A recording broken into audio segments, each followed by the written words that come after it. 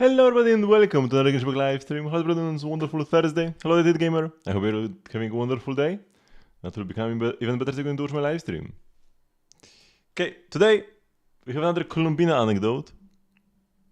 And that's kind of it for the interesting stuff actually.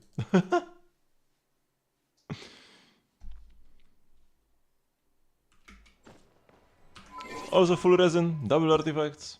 Are we gonna get any more events this... Oh, there's a new event on Friday, a new photo event. As there may be an issue of character conflict between Light Gleaner's Journey and Traveler's Tales, anecdotes triggered by the character sign and friends that are special conditions will not be available. Oh, interesting. For the duration of the upcoming event, you won't be able to get Flints or Aina anecdotes. Interesting.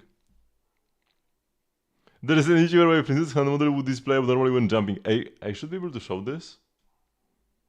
There's an issue with Yelan. Oh yeah, there is a bug where in co-op, if like one player has the Yelan skin and another player has the default Yelan skin, and then they like do a bunch of like weird teleportation and stuff and disconnects and whatever, then suddenly one of the players gets the ability to just like fire charge shots like a minigun. Which I think all you have to do is stand in place and jump. Yeah.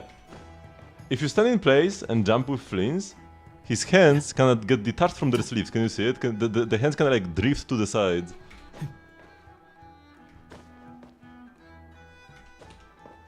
I can take a screenshot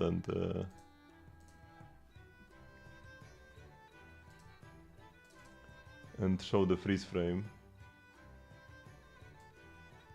Can we see it here? Oh yeah.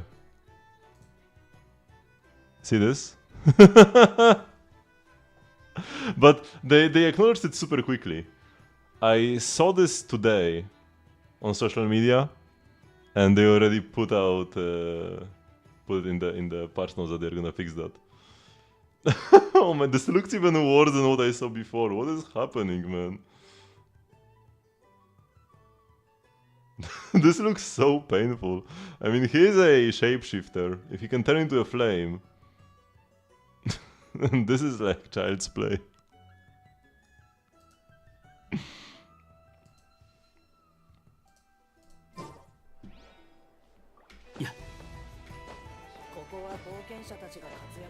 If you jump like in a direction though, this is not an issue. It's only when you jump in place. If you know to look for it, you can kinda see it even when zoomed out. But it's only if you know what's happening. I wouldn't notice by myself. It's completely ruined your experience. I mean, this will just get fixed next patch, or maybe in 2 patches, worst case scenario, and will be part of the regular 300 Primo gems we get each patch for bug fixes. Because we already are getting Primos for bug fixes every patch, right?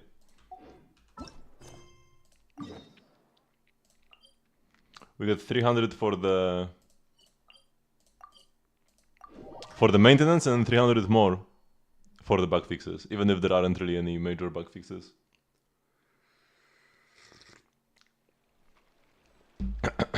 So this won't be any extra. They only give extra primos if there are some bugs that affect a new character's performance. I probably should have teleported here actually. Or maybe even here. Wait, where is this teleporter? Oh, okay, this is good. Man, Fontaine is confusing. What is this commission actually? Who is this girl? Linorea? I vaguely recognize this name. Mecha Fish.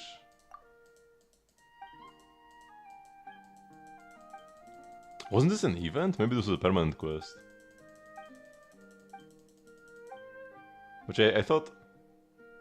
I think I remember this commission where you can choose between deep or shallow waters.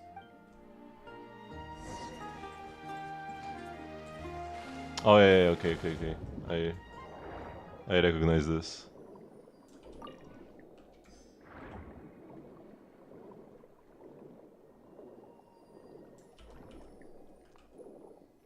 But yeah, the issue with Fontaine is that it has very tall walls.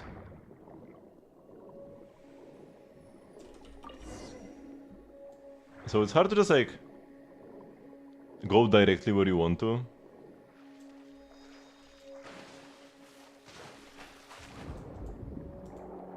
If you don't know the correct intended path, you will not make it to your destination at all, or it will take forever to climb the walls. There is a similar issue with Sumeru City, but there instead of walls it's just like a lot of rooms on different levels of the tree. But I feel like usually I have more trouble in Fontaine than Sumeru. In Sumeru there are like 3 levels you have to check. In Fontaine there are a lot more sections of the city that can be hard to traverse between. But overall it's not that bad. Even if I climbed the walls I probably wouldn't make it. I mean, there is nothing that a bit of Chaska wouldn't fix. Oh, and I'm so slow without Nuviat underwater. It's easy to forget that Nuviat even has an exploration passive. But if you are in Fontaine, having the Nuviat faster underwater swimming is actually kinda huge.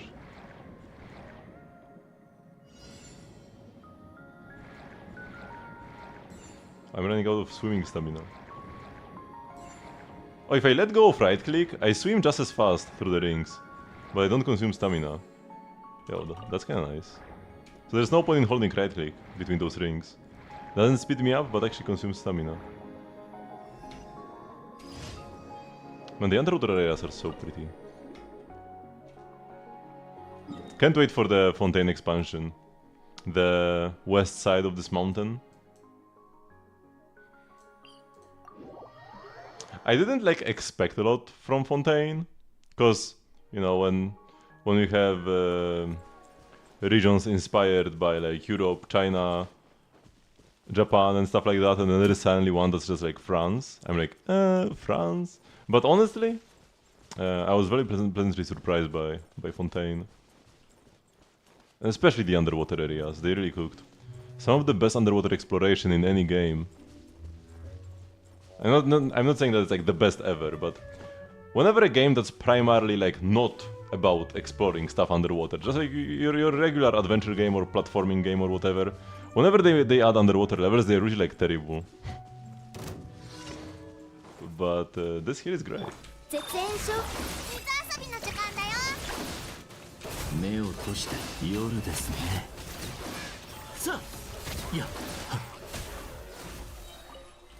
Hello, Seed. Yep, bread. Today I'm gonna witness another Columbina anecdote. And last week it was about her eating bread. You want more underwater stuff in other nations? I mean, underwater is the underwater mechanics are Fontaine mechanics. Like we can swim underwater because of like the hydro blessings or whatever. We can't really do this in other regions. So best we can hope for, most we can hope for is more Fontaine expansions. Yeah. With the Great Fiber is a 3-liner. Even a 3-liner can be great.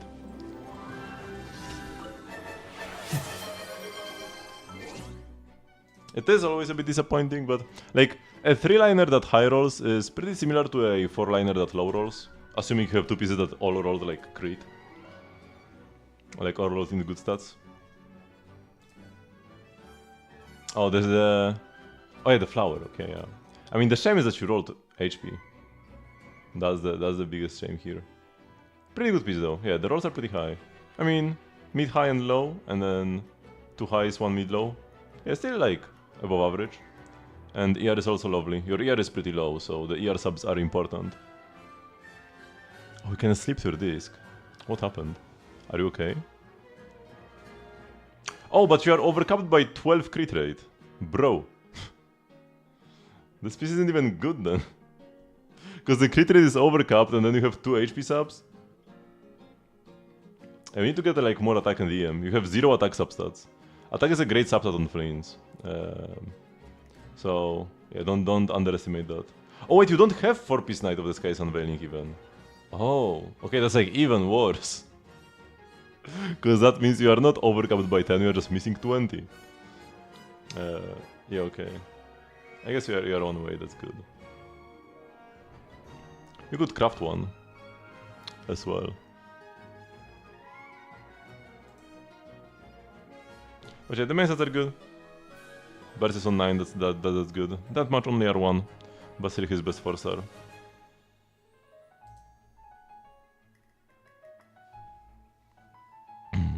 Like crit rate piece that you wouldn't ever use. I mean, even on the Nat Lancet gives you 40 crit rate. And I still do actually play crit rate hats on some characters. I think my Molani has a crit rate hat. Yeah, crit rate hat. And I'm only overcapped by 2%. So like, it's possible to play. Because like, I got absolutely insane crit rate hats, right? 3 crit damage rolls, 1 EM. And I've got like another one. Oh yeah, this one. 4 crit damage rolls, 1 attack percent. This is like the perfect hat if you want crit damage and attack. Actually, this is on nobody right now. This is on Setos. But I used to play it on Kinich before.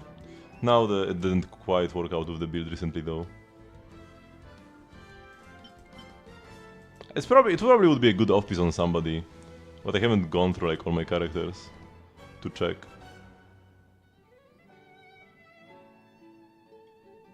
When the status becomes the main stat. I mean, this is still half, like, you see 31-31, but crit rate is worth twice as much. When you have a crit damage hat, it's double the value. So it's like half of a main stat. Still a lot though.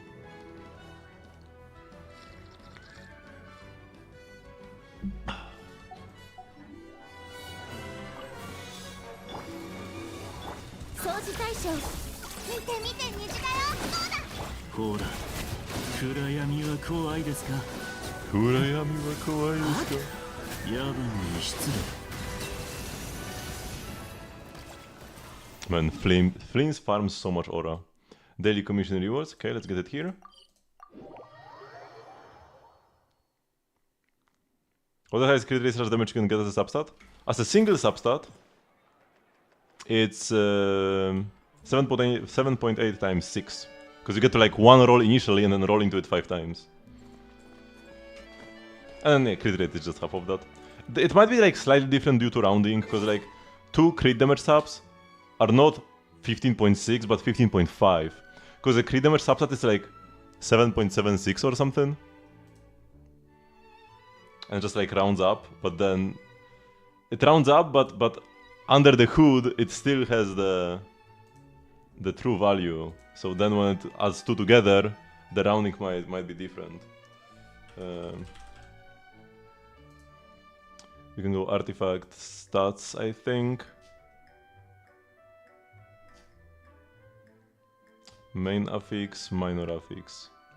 Okay, it's 7.77, right? So 7.77 rounds up to 7.8. But when we get two subs like this, we get 7.77 times 2. Now it's 15.54, and now this 5.4 rounds down to 5. So actually, if we rolled max, like you could assume 7.8 times 6, that would be 46.8, but it's actually 7.77 times 6, which is 46.6. So we are losing 0.2 crit damage due to rounding.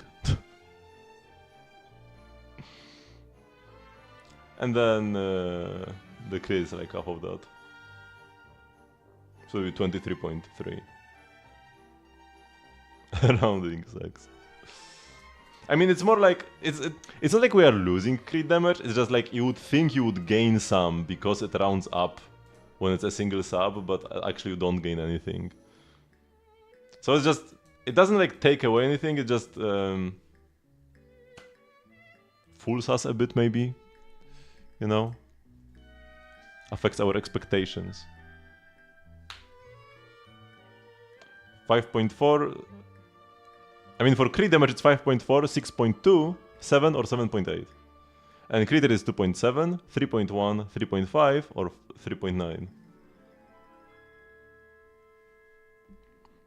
You can actually see everything in this table. So if you like want to look at all the stats, you can go here and you have all the possible options. They also differ by rarity, so that's why there are like multiple of them. 1-star artifacts have different crit rolls than 5-star artifacts.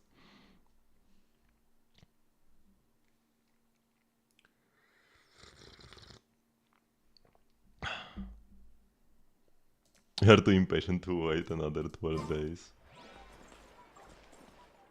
Wait, have I already claimed my... No.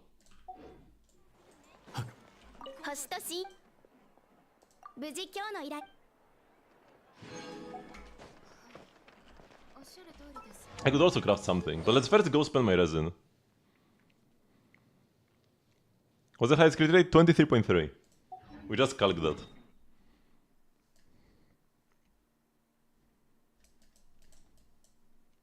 Let's go here.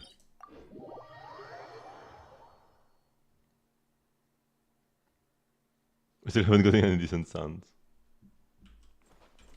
I probably should be... I myself should also probably be crafting more than I am. I've got like 50 elixirs. Wait, how many elixirs do I have actually? Let's check. 35. Yeah, that's... I don't need to like save them really. For anything at this point.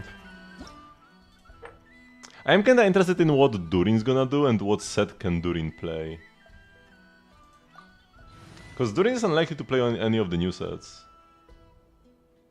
I mean, anybody can wield Serenade in not cry teams, but if he's like a proper sub DPS, you would rather put him on something better.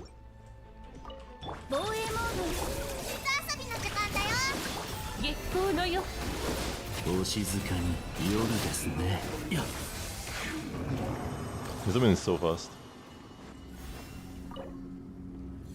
Yeah, we spent 40.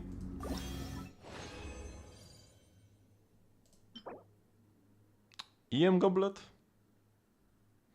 It's not bad actually. I can play EM on Flames because I have stuff, and it has 3 good stats. Attack Goblet, this one doesn't have good substats. Electro damage is garbage.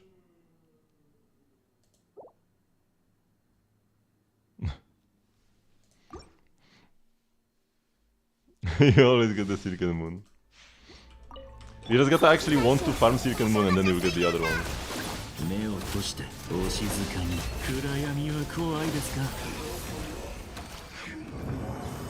But yeah, Silken Moon is also great. Like, you often don't need great substats on it. I guess that's one thing that's a shame. Because like, if you put it on Aino, it doesn't really matter all that much. But still getting extra ER and EM on her can help. Credit EM ER? Nah, it's a 3-liner with a flat HP sub. Healing bonus hat. Yeah, no. Okay, I will not spend any more here, because I still want to ascend my Aino more. Crit Silken Lauma. I mean, if you're building Crit Lauma, you probably want the crit set on her, not the Silken Moon one. Because if you want her to be a support for either Bloom teams or for Nefer, you just want to stack EM as much as possible.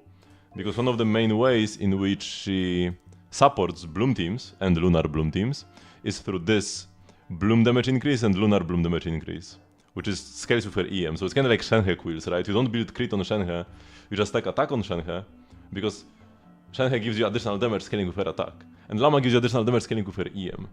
The only case where you would want to build Lama for crit is when she is the main DPS, you are not trying to buff anything else, you are not really focusing too much on Blooms. Blooms are just means to generate her skill, and then you don't have Nefer, right? And then you can build crit, but then she's the main DPS, and then you should be playing Night of the Skies Unveiling.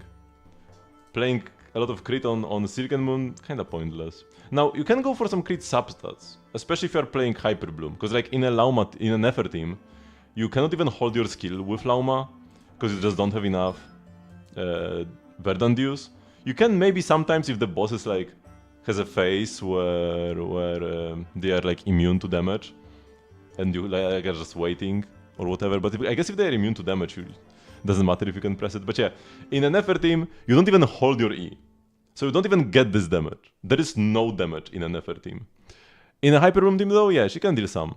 She can deal some. So getting some crit subs on your EM main stat pieces, actually okay. But if you're planning for an Nefer team, you don't even hold your E. Her personal damage is like 0. No damage whatsoever? Yeah, no damage whatsoever. Because to deal Lunar Bloom damage, Lauma needs to consume Verdant Dew. But if she consumes Verdant Dew, there might not be any left for Nefer. Now, they did slightly buff the Verdant Dew generation rate. Like Nefer has a Verdant Dew generation rate buff in her kit. But I don't think it's enough to consistently press Lauma's skill. Oh, the Lauma is like here. Wait, where is the Lauma? Oh, here is the Lauma.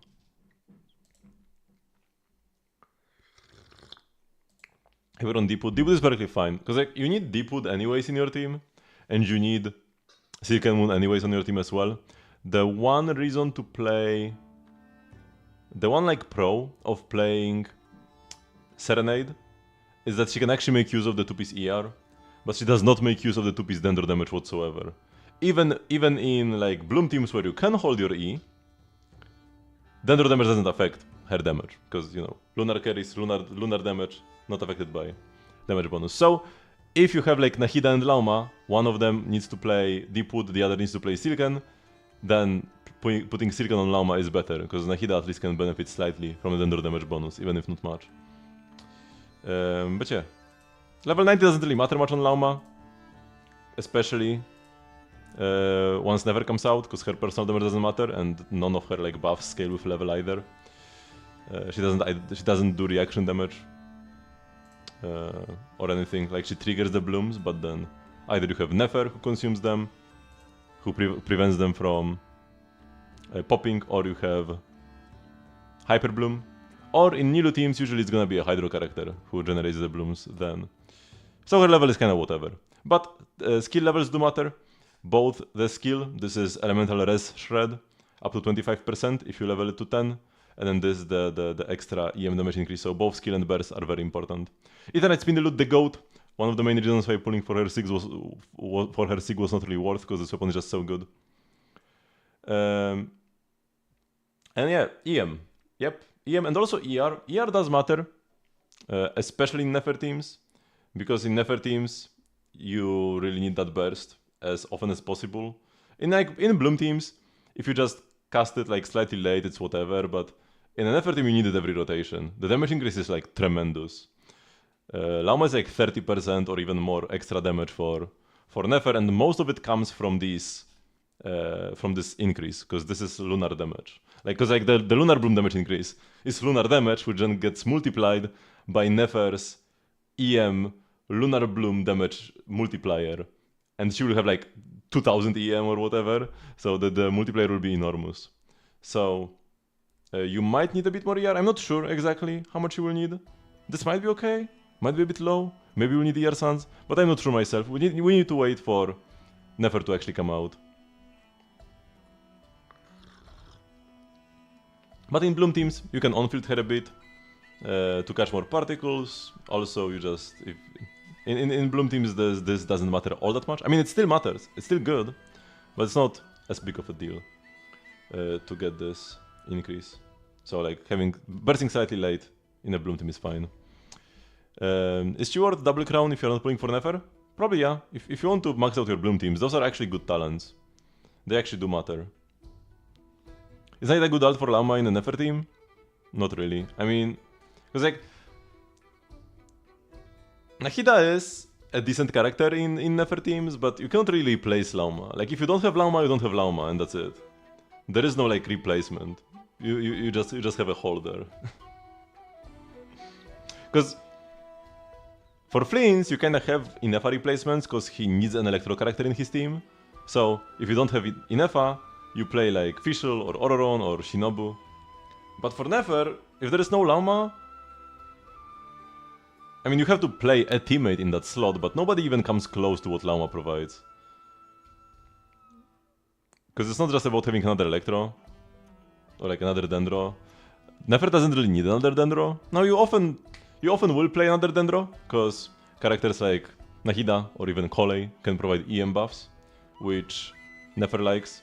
But you can play like no extra Dendro, and you are perfectly fine. Nefer actually doesn't even want to press her burst, oftentimes. Nefer's burst is so bad that it's not worth the animation time. A lot of the time. Like, if the enemy has 1 HP, and you run out of charge attacks, you can press your burst to finish them off. But if you still need another rotation, it's better to just not waste time and start another rotation faster. Start switching through your team. I shouldn't be grabbing like the cabbages. I wanted to do a bigger route today.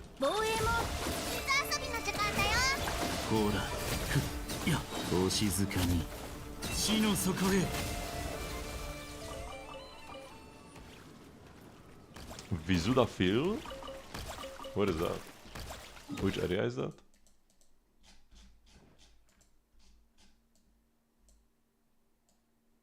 Oh, this? There are some underground areas. So it could partially be that.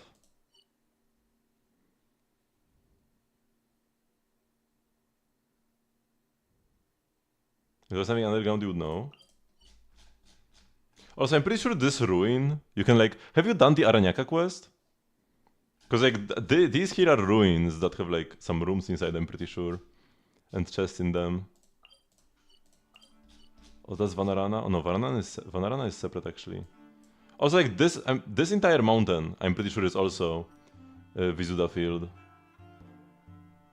So even stuff like over here could count towards this progress, I'm pretty sure.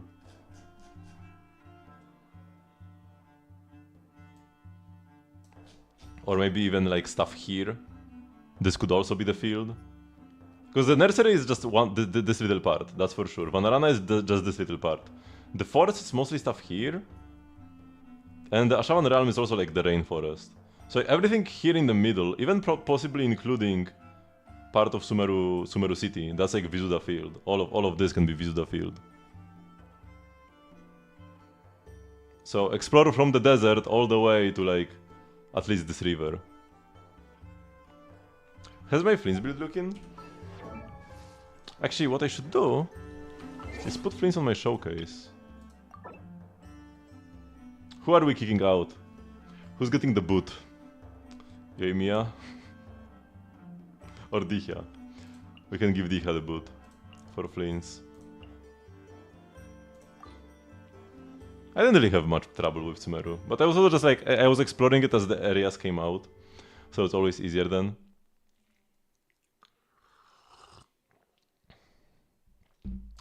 Okay, so now if I reload,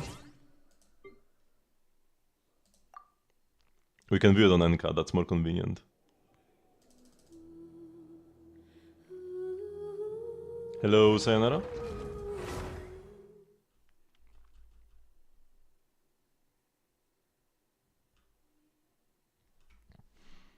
Okay, that will open my account on Enka.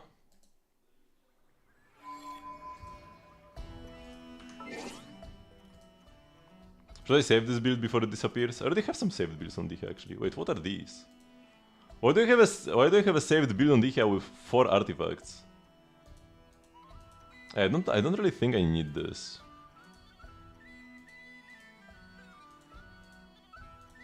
And this is just...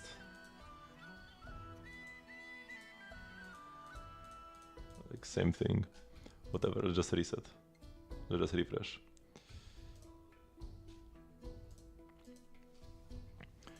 Oh, shoot, you cannot see. Oopsie. Didn't switch my tab. I prepared for Never Live Stream tomorrow. I can't wait for the like story trailer. Also, I wonder if there are gonna be any surprises. Probably not at this point. Oh wait, we have like the Miliastra Wonderland. I kinda forgot that's coming next patch. Yeah, that's kind of a big deal, right? A whole new mode. Miliastra Wonderland might be absolutely huge. Literally infinite content. But yeah, so I've maxed my burst, maxed my level, got the stuff. High EM. Not many from South, but I do have the EM Suns. Works well with the stuff. Attack is still looking pretty good actually, 23% on this flower. We've got 4 attack rolls and 1 EM roll, what a piece, what a piece. And crit is still looking decent, I'm not overcapped. This is 98, and still decent crit damage with 223. Mostly being saved by the high crit rate sub of the weapon though. And 30 ER is very comfy.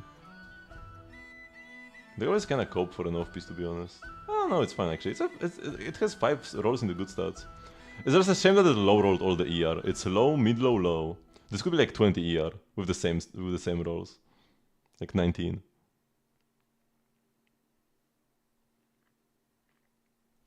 From the 2-piece you get 80 EM, and then from the 4-piece you get 30 crit rate and 10% lunar reaction damage increase for the entire team.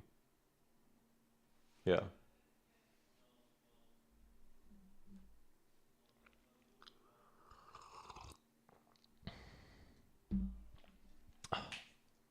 Single sign of Alice. We might get a little like teaser of her. I wouldn't be surprised. Maybe it's a bit too early, but I feel like Alice will first appear as kind of like just, you know, voice at the end of a quest, kind of like Varka Dispatch. Where Varka just had a voice line at the end and didn't actually appear in person. Oh, I need to go to my teapot because I forgot yesterday.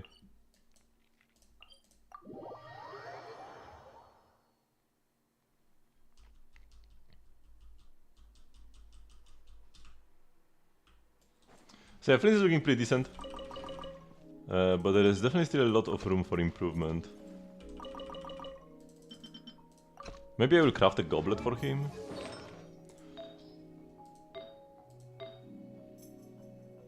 The hat is pretty good. Doesn't have attack percent or EM though. The perfect hat would have ER, crit rate, attack, EM. And like no matter how it rolls, it would actually be a good piece. One day I will get that.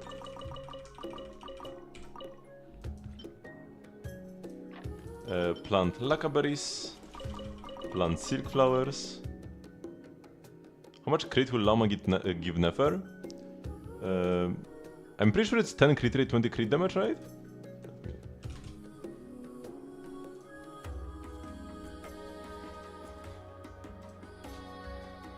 Yeah, 10 crit rate, 20 crit damage.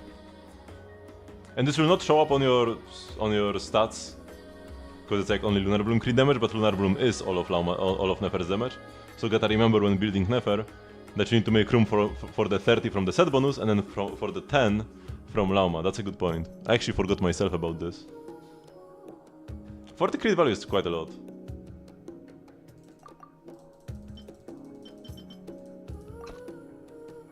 Yeah, so should be getting plus 40 crit rate compared to what you see on like the stat screen or on NK. Stop adding these plants when I'm just scrolling the list, man. Good thing silk flowers are first. Like you need to actually drag the bar, because if you drag the plants like this, it will select the plant that you clicked. You need to like either grab them like right in between, which is very hard because there's like 1 pixel, or you need to grab the bar, which is also annoying. Or I guess grab here. Or here.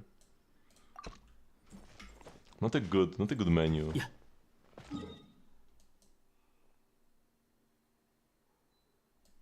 Oh, I'm like, what is my house? I was zoomed out. So I can't see my house, and for a moment I was like, wait. Where am I? What am I doing?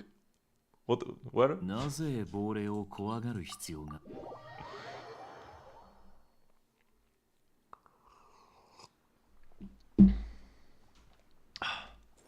I built this teapot build back when Pokemon Legends Arceus came out, and next week we are getting Pokemon Legends ZA. I'm quite excited for it actually. I thought that I would finally start playing Shin Megami Tensei 5 Vengeance that I bought like half a year ago, but turns out I will play Pokemon first. Oh wait, is my... Oh no, okay, they are all here. For a sec I thought I didn't put Lauma in the teapot. Oh, I need Notcry wood. I'm running out of other furniture to craft. Or like, have I actually run out? No, I have a little bit still. They had a lot of furniture to purchase in a row, fortunately. But I probably should go wood farming today. Plus her weapon gives 8. Oh no, not the 8 crit. At least you can see it on the screen. It's so funny when they just give like this random little crit rate plus 8. Wow, thanks. Thanks, brother. So if you are preparing like a pre-farmed Nefer build, and you are planning to pull forward the weapon, then your character should have 52 crit rate. Oh, so she probably has a crit rate ascension as well, right? Yeah, that's a crit. No, that's a crit damage ascension. Oh, so she has a crit damage ascension and then a crit damage weapon. Oh, that's rare actually. Flynn's got curse with the crit rate weapon. EM crit damage, yeah, always. I guess if you have like 0 crit rate subs, you could go EM crit rate, but you always go EM, and there is like absolutely no other option. Like for Flynn's, attack is best, but EM is playable, especially if you are playing Scarlet Suns, and even ER can be sometimes worth it, very rarely though. For Nefer, only EM ever, no other stat comes close. Her damage only scales with EM and crit, and then her burst is useless garbage. So yeah, no other stat should ever be played. One thing that could be viable is an EM hat. Possibly. If you've got like a Poggers EM hat, that could be a thing. Crit is probably still gonna be better though. It's gonna be like Dendron Ningguang. What? Why Ningguang? Other than being like a hot mummy. Okay, I've done this, I've done this. The plus 0, the double crit EM hat. Could be playable. You get so much crit already, but I guess you get like a billion EM. You get like a billion EM as well on Nefer. So I'm not sure. It's definitely fine, but I'm not sure how much worse it will be than a crit hat. Maybe it will be 1% worse, and then you just play the better piece. Or maybe it's gonna be 10% worse, and then you would need like to have a terrible crit hat and amazing EM hat to play it.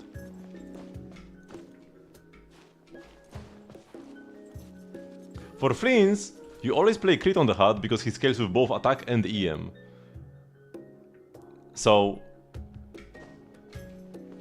if you only play one, so like, I mean, he's got like these 3 multipliers, and like no one stat between attack and EM, no one stat like multiplies his damage as much as EM does for Nefer.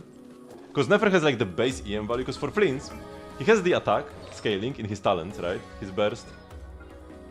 You've got like the Thunderous Symphony damage, like 128%, right? And this is attack scaling. And then he has the EM scaling part, which is pretty much this. Increases damage dealt by Lunar Charge by 120%. The more EM you have, the higher this number. So the base value gets increased with attack, and the multiplier gets increased with EM.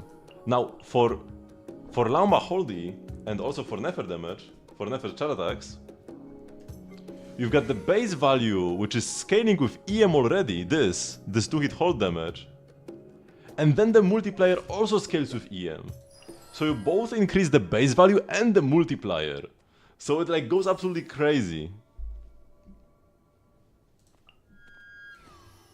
Now, EM does have diminishing returns here on like the multiplier part, but there are no diminishing returns on the like flat damage part. This just goes up linearly, right? This damage. So only one part of it diminishes at all.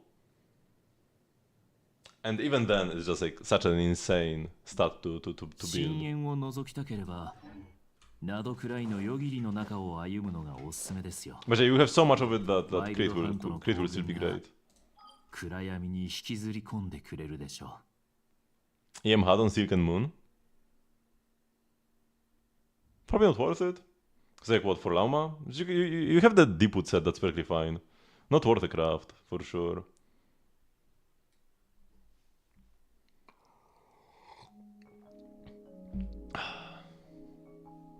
Cause it's like, yeah, you get the 20 extra ER, but it's not all that big of a deal. Like if you put Serenade on Lauma, that's all you get from putting Serenade on Lauma over Deepwood. 20 ER. And your Deepwood PS probably have better ER rolls. With the Hydra? So the Nefer beta change, can you hold the on Lauma also? Most of the time I don't think so. 忍耐強く接するべきです。 I've already done artifact farming. Oh yeah, now we're going for the Ducky. 卑劣な者たちの行為に Your can Llama build is fine? Yeah, the only issue might be ER, but I'm not exactly sure about the ER requirements. Because it also depends on how many particles Nefer generates, and that might even change. I don't know how many she generates right now, and also it might change on release. Because particle generation is actually something that they change quite often. And by quite often I mean it has happened a couple times in the past, between beta and release, right? So like, I cannot confidently say how much ER you should be playing. on your Llama, but I can confidently say that you need to cast your burst every rotation, for sure. It's not optional.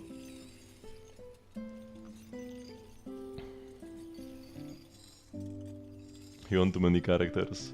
I'm still thinking, should I wail on the Herta in Star Rail? Probably not. Probably not. I just wail on the next the Herta sub DPS. Then I'll be really broken or really team focus on someone like Nilo. I mean, you just really want Lauma. She can still be fine without Lauma, but much worse. It's kinda like Skerk.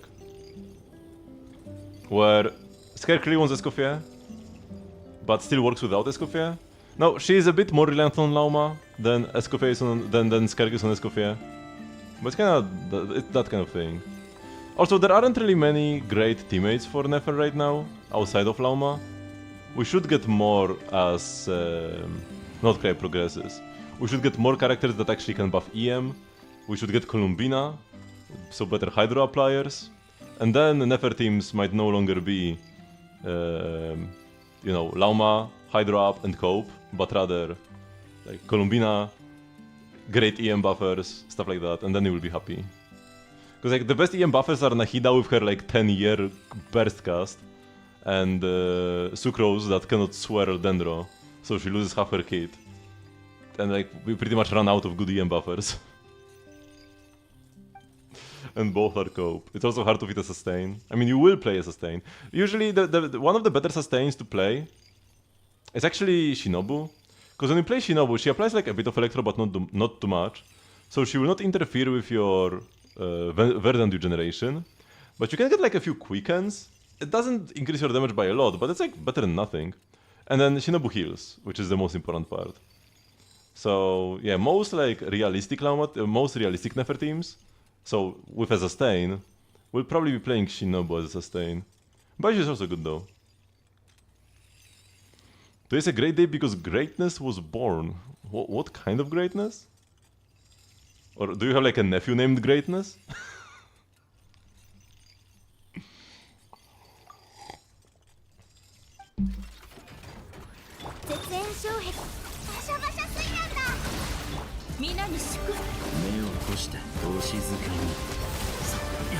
You are Greatness. Oh, it's your birthday! Right? Is that it? Did they decipher the message? Happy birthday?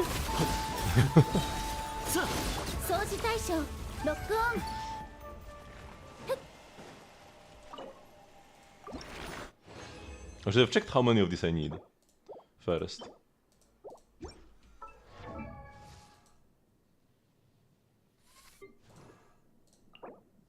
$16 more, so pretty much infinite.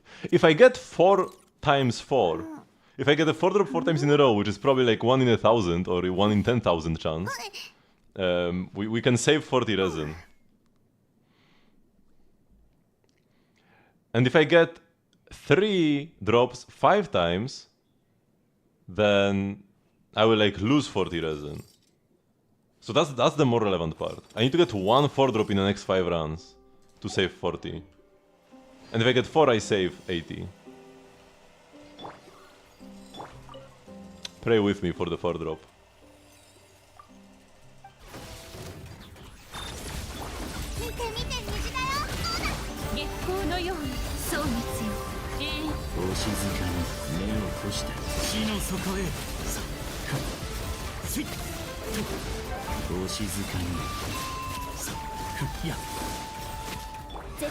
Okay, the Llama Burst actually slowed me down.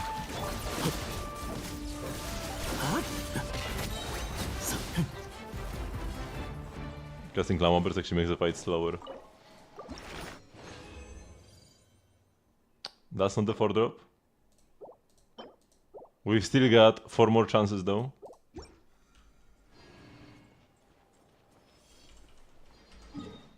This is the last clear for now. Very annoying when you have to talk to him every time. Unlike most bosses. Actually, cast the bird. This will be the damage I need.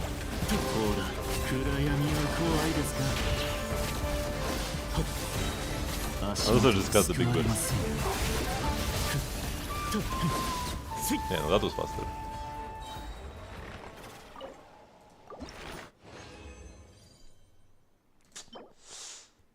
No 4. In the next 3, we need 1 4. We need 3 3 4 to get 10. Is that a damage increase for friends between level 80 and 90? It's like 5-ish%. Like your average DPS, pretty much. Because he kinda... for some of his damage he benefits more from levels, and for some he benefits less than your average character, and averages out. Because for his normal damage, for his talent damage, he benefits less than your average character, because lunar damage already ignores defense. And part of the damage increase you get from leveling from 80 to 90 is just being at a higher level reduces the defense multiplier. Or like, I guess increases. Like your damage gets diminished less by enemy defense if you're on a higher level. But it doesn't affect lunar damage, which already ignores all defense by default. However, part of Flince's damage, like a fourth, is lunar charge damage, the reaction itself. The reaction where Hydro meets Electro. And that scales with level like a lot. It's gonna be like 40% more from 80 to 90.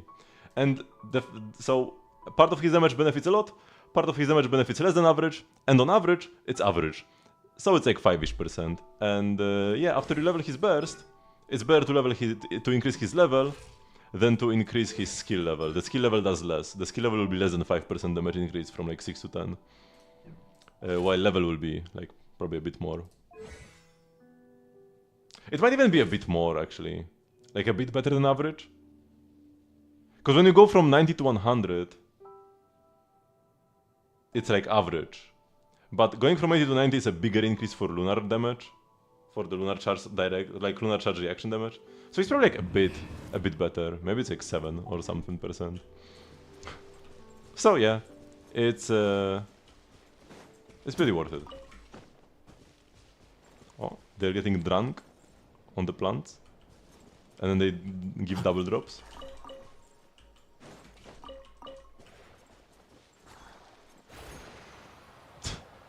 Make me blush with such a young age.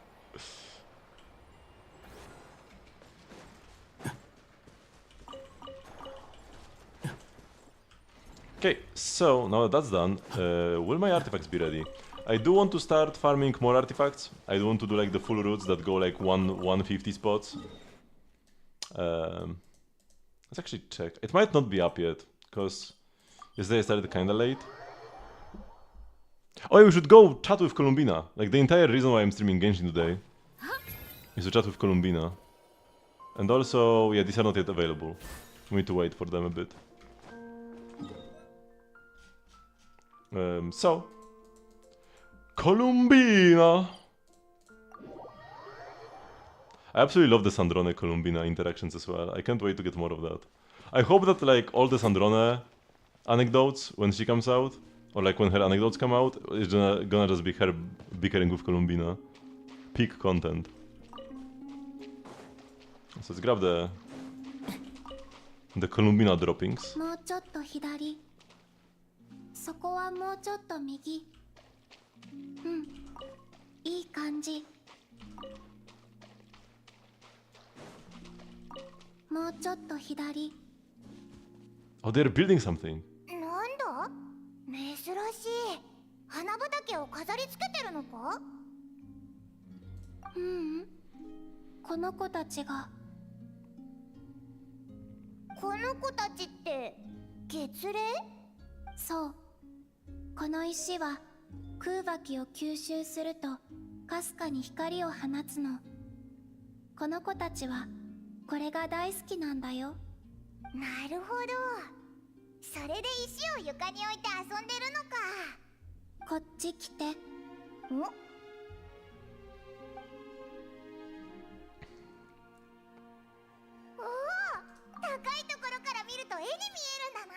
？Is it a spoiler? I mean, those are like just little character interactions with Columbina.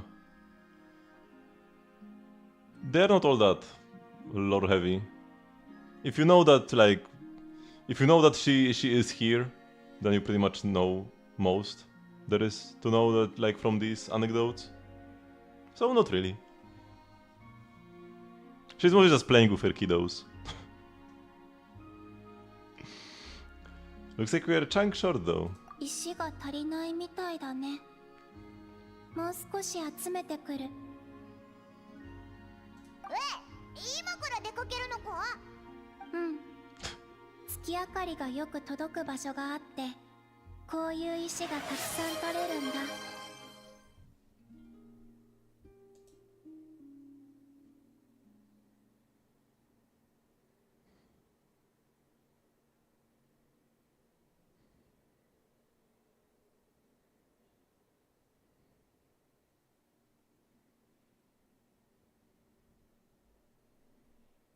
You are staring back. It's like in that Shades trailer. I'm feeling a disturbance. Somebody's piercing the heaven with their gaze. Want us to come with? いいの？じゃあ多めに取ってこようぜ。どんな絵になるか楽しみだな。 Okay, we're heading out actually. What is this supposed to be? Apparently we're one stone short. Oh, those are like 3 moons? Is that it? Because this is like a crescent moon. And this is like another crescent moon-like shape, and then this is a circle. I think those are supposed to be moons. I have no idea who Rami Malek is. Should I Google that?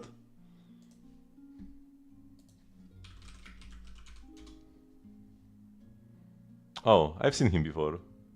I don't think he really looks like me at all.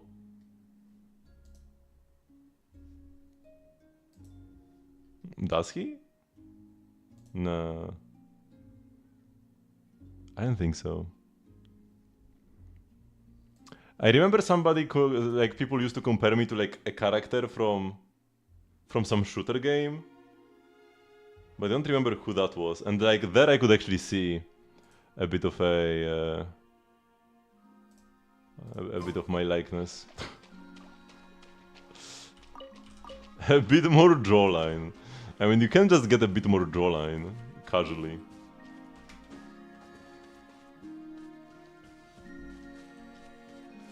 I'm pretty sure those are supposed to be moons.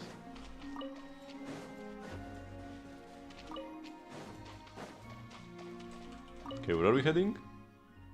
Over here.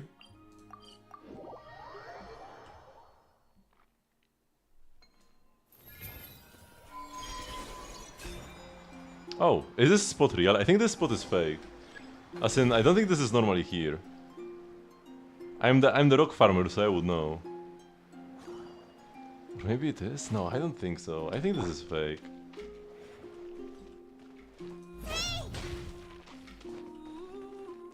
Usually when they have us collect crystals, they use fake spots. Also, see like the pattern, how they like disperse. That's not how normal crystals drop. They fly out a bit further.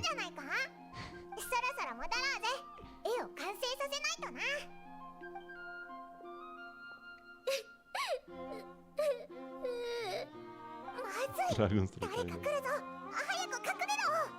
You could play I know with Xian and Ziggs Bennett.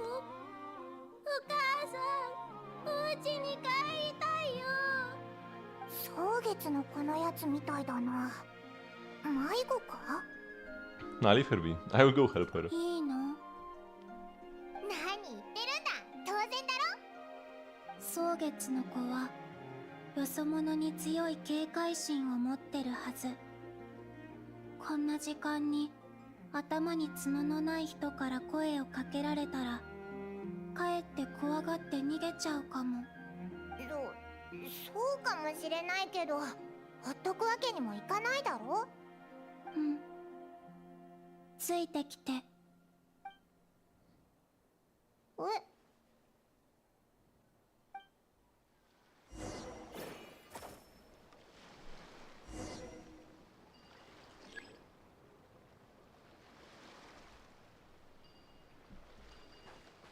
Oh, they're gonna use up all the ores to like do something.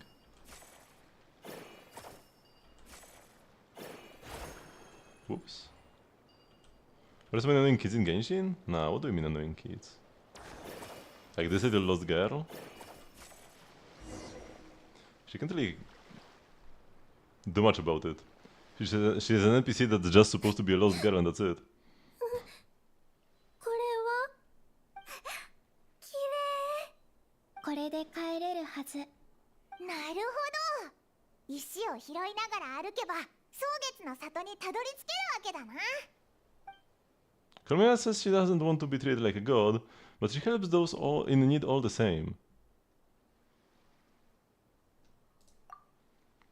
What are those bounties which we trade chest rewards in the flagship? I mean, just like in 3 locations. So yeah, the Sumeru Froster is in on the outskirts of Nasha town. The Fatui guy was on some beach somewhere. If I open the map, I might be able to like point to him.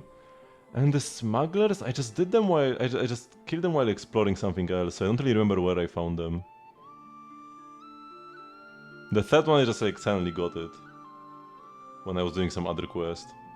But the Kairagi I roughly remember. I might be able to point it out if I open them up, but that's in a sec. あ、でも絵の方は大丈夫。絵は後で完成させればいいから。人が自分たちの家に帰るところを見るのが好きなの。Oh. Very cute. Kulumina likes watching people.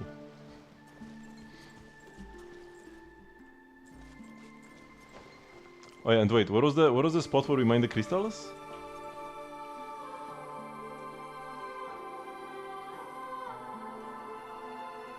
Was it like here? And they aren't even here anymore.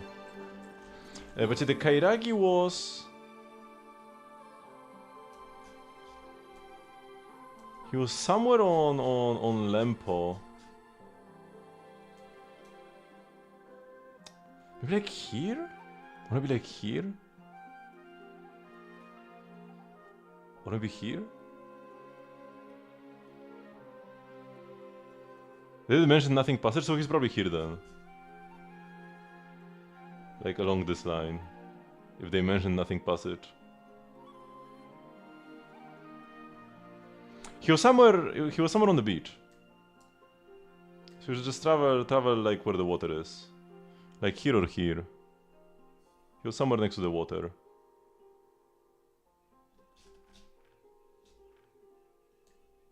I'm pretty sure.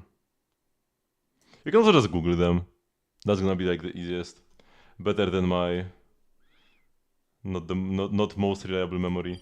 Let me TP here again because I wanted to grab the shinies. Want to see if I grabbed all of them? Oh, there's one more. And also there's we can chat with Columbina again.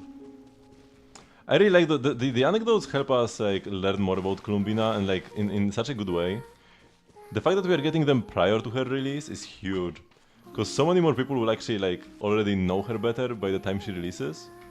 And we don't need to waste a lot of time in the story, because what they do often in Hoyo games is when a character is, you know, when you are supposed to be hyped about the character and pull for them, they will just dedicate them a multiple hour-long story segment, which often can feel out of place when there is some action happening and suddenly, BAM! Backstory time! But here we are getting like these little crumbs every week, and they will continue for like 3 more patches. And that's great, that's huge. I like that we can see anecdotes from characters that haven't come out yet. We already have Yahoda anecdotes, even though she's not yet. She hasn't been released yet. So I do hope we get more of these. Oh, we have the Transformer as well. I will go do that. Wait, wrong button.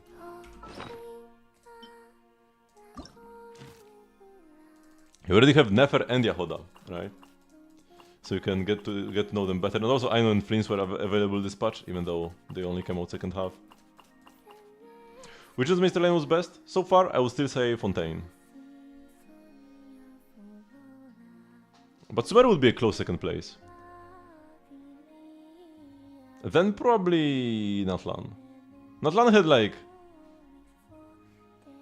The ending of Natlan was kinda eh.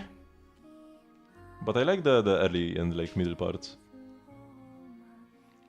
Then We have Inazuma, Liyue, and Mondstadt. Inazuma had strong setup, but then the part with like everything related to Kokomi and the Swordfish too and stuff like that, it was like so rushed. But I can't deny that that Kazuha blocking the Muso no Hitotachi was giga hype. And I really like the beginning of the story, how like we were stuck in Rito. That felt great. So when we think about Inazuma, we think about like the guy that we are supposed to feel sad about, who died from the delusion, but we like barely got to know him. I even forgot his name at this point. But the good parts were pretty good. It's probably Inazuma next. And then between Liyue and Mondstadt, I feel like just more happened in Liyue. Although Mondstadt was like the first one. But Mondstadt was very basic. It was the prologue after all. It wasn't really a real chapter, you know? It's not like I hate Mondstadt, but I would probably place it last. But not because Mondstadt was bad, it's because everything that came after was even better.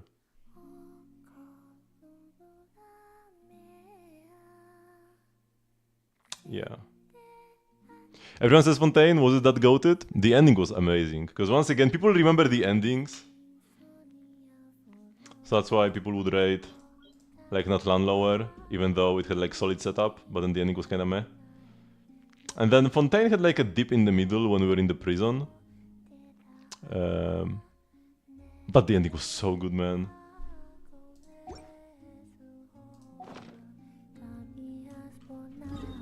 Chenyu Vale? In Chenyu Vale, it was mostly like world quests. Yeah, there is like a world quest that takes you all over the place. But when it comes to main quests, I don't think we ever like had to go to Chenyu for any permanent main quest, right? We've been here like 2 or 3 times in for event stuff. But I'm pretty sure when it comes to the main Archon quest, this place is totally irrelevant. It's still a lovely place though, very beautiful. And the world quests here are great.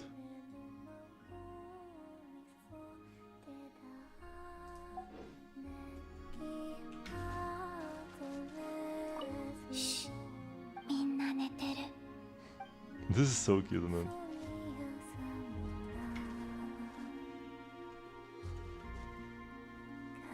Fontaine came out before Chenyu Vale, right? Pretty sure it did. Yeah, because Chenyu Vale was Gaming and Xianyun, and that was during Fontaine. So if you're going chronologically, Fontaine first. So probably that would be the best. I mean, I've done every single quest in Genshin in chronological order, because I just always do them as they come out. So I guess that's what I can recommend best.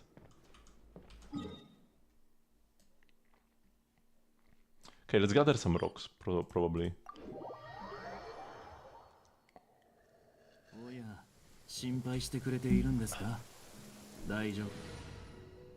Oh, feels bad to switch out of flames when he was yapping. Oops. But yeah, I will grab these rocks, and then by the time I'm done with this...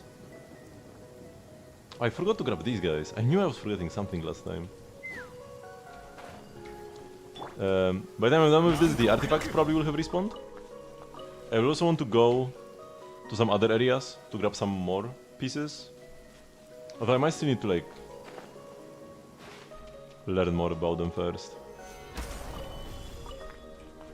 So maybe not today, maybe next time. I farmed the free world artifacts as well, yep. They give you quite a lot of value. If you go for like 130 spots per day, which can take like, if you are practiced, if you have the good mobility characters, Chaska, Chiori, I mean you don't need Chiori specifically, can be even like Rosario or Gaming or Dihya. Like somebody who gives you 10 movement speed, then ideally Chaska, and like Varesa Wanderer, there are some replacements that aren't much slower. If you've got those characters, you can, and you are used to the route, you can do it in like less than 15 minutes. And it gives you, if you sell the artifacts for Mora, it can give you 15,000 Mora, which is actually quite a lot. And if you just use them for EXP, that's even like more value.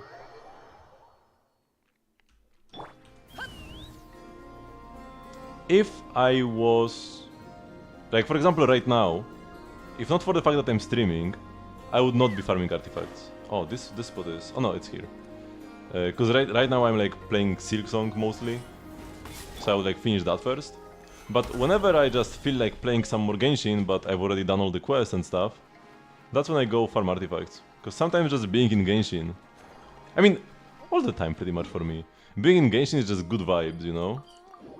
And being able to do something worthwhile is better than wandering around aimlessly. Some people would just like go into co-op, like some people when they are bored they just go into co-op to like help other people grind mats or whatever. Not even sure exactly what, but for me, if I have too much time on my hands and I want to spend more time in Genshin, either because I just want to or because I'm streaming, I go farm artifacts, farm rocks. Oh boy. No! No! No, he ran away! Do I stream Silksong? No. No. I only stream the gacha games. For one, I don't really have the time to stream even more. Because when I play Silksong, I will like play a bit, then I have to like go do something, then whatever. Like the stream will be very short and very bad. That's one thing. For two, playing a game by myself is way more relaxing than streaming it, right? If I streamed every game I played, I might even stop enjoying games altogether. It's fine with the gacha games, especially because it's mostly just, you know, me yapping and whatever. It's actually even like makes for a better experience. And also, it might seem like, oh, you know, there is like a cool new game that people are interested in, so I would stream it and get more viewers. Nah. The more games I stream, the worse the viewership gets. Even the fact that I stream 3 different Hoyo games, the fact that I stream Genshin, Starrel and Zenless, that already tanked my viewership a lot. So even those 3 games, even though they are very connected and very similar, already tanked my viewership, so streaming something different would absolutely like nuke any like leftover viewers I have. Except for the most dedicated fans, who just listen to me yap on a black background. My jungli is on Tamayurete so that he can run faster. There's not a combat jungli, there's a rock farming jungli. Also, these crystals are not here.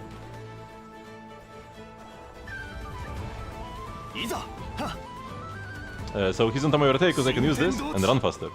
Zoom. Fastest jungli in Not Cry.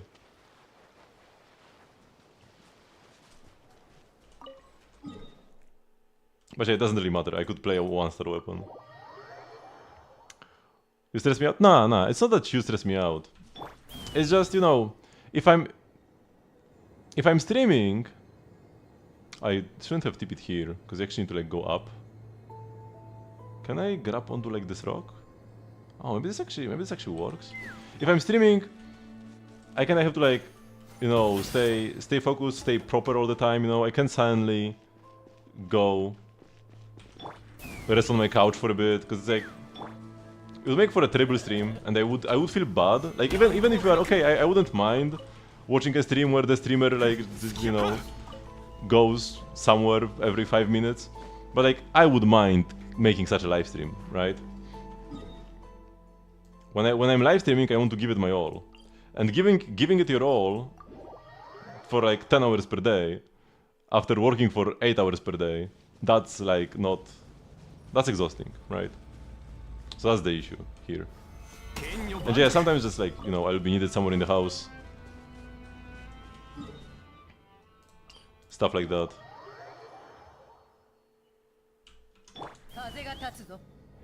I will stay, then you know they will stick for any games now. I mean, when I stream Zenless, I have like 2 viewers. So do people stay? Not really.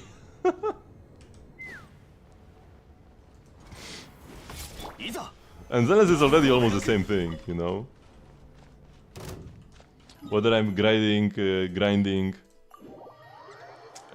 Hollow Zero in Zenless or gathering crystals in Genshin, it's kinda the same activity. And the games are very related, and even then, the viewership tanks like crazy. And back when I started, so like, I mean, now I mostly have the people who like viewing the Genshin streams will just come to them and just skip the Zenless streams if they don't want them. But I used to have like 20 viewers per stream, right? And when I started streaming Star Rail, those people just like left permanently. And at first I would stream Genshin still every day. Like I would still stream Genshin every day, but then like switch to Zenless after a while, after I would be done with like my dailies and stuff. And even that was enough to make these people like never come back. Maybe that was like worse than having dedicated days. This day Genshin, this day Zenless, this day Star Rail. So maybe that's part of the fault, but overall, just streaming any other games than Genshin itself. I feel like was the main issue. Have I already gone here? This way? I'm pretty sure I've already been here, have I? I guess I will go double check. Maybe not? Oh yeah, I've been here. Okay. I still have longer hair. I mean, not by much.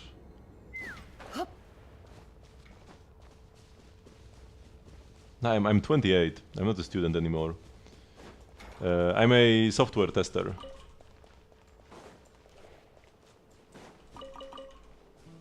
And you probably have shoulder long hair. I actually can show you something.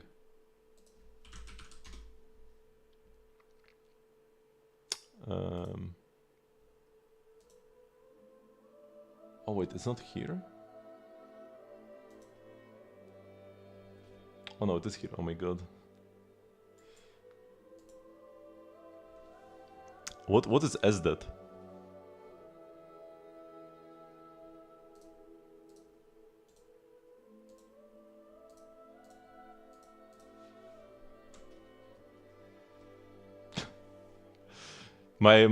This was, so the photo I'm about to show was me in middle school.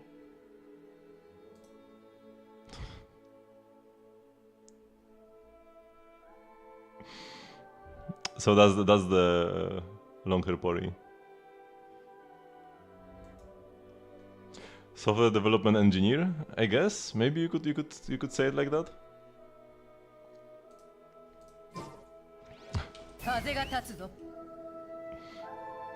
Not so bad. That was like 13 years ago. I haven't changed that much in 13 years, which I think is a good thing. Some of my friends from like high school, so it was like 10 years ago, are like unrecognizable. Mostly in a bad way. Okay, are the artifacts back up? If not, I will do some rhythm gaming, I guess. Because it will take 24 hours to respawn. Oh, I need to get my... Oh, they are up. Okay, I guess I will do this first. I need to do my transformer as well. But let's get the artifacts first. I mean, I only meet them like once a year for our high school reunions. Although I skipped the one last year, cause it was like my nephew's birthday party. Had to attend that over the high school reunion. So I don't really keep in touch much, actually. Hello, Molanek. I actually get most of my social interaction on my live stream. Oh no, Avaresa! It's kind of parasocial, possibly. But hey, works for me.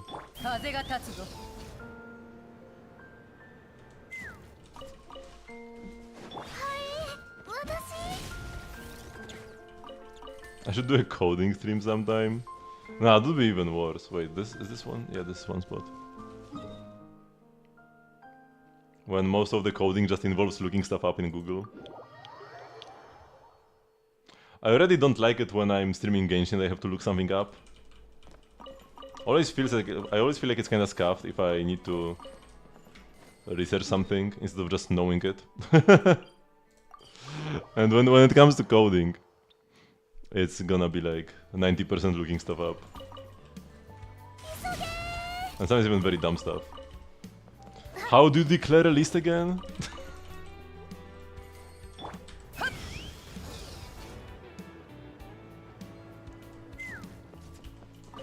Oh no! Why did I fall down, man? Chiori, help! Oh, this really didn't help at all.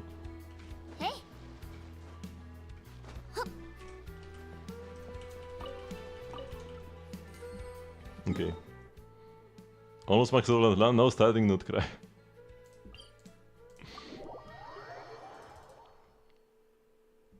Good, good. Make sure to not burn yourself out though. If after all this farming you feel burned out of Genshin and won't even want to play anymore, then it was all for nothing. Wait, oh yeah, this one. Oh, Prospector Shaft doesn't even work off field. Okay. Yeah, I wasn't even sure if it did or didn't. But I knew that Kitane is better, but I guess I didn't exactly know why.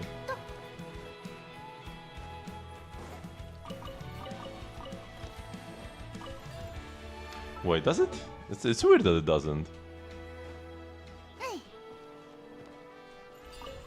You need to get you also need to get Durin after that. Yeah, getting Durin will be of utmost importance.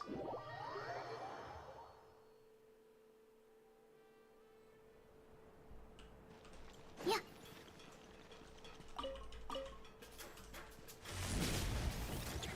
Durin is the character I'm most excited for. In all of Not Cry. The Parolgin's quest was so good. You're just that open to 80 waste of mats? Yeah, it actually pretty much is. I doubt we're gonna get any more Lunar Charge characters after Vincent in FA. Maybe we could get a 4-star in the future that interacts with Lunar Charged, possibly. Or maybe Lunar Hydro MC or something. He's not a Polar though.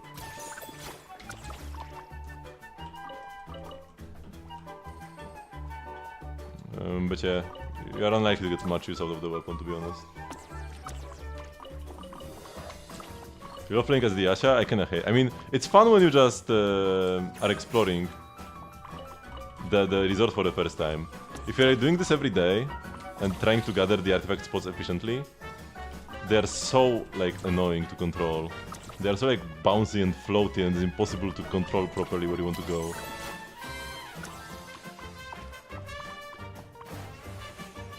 Probably a shield. I mean, no MC so far has any sustain. Hydro MC has some self-healing or something. But I think they don't want to make the MCs sustains. Maybe they will, I don't know. The MCs don't really like do much altogether. None of the forms really do much. Except for some like decent-ish elemental application. Which is okay when your character roster is limited. So Dendro MC was best because he released when we only had 2 other Dendro characters.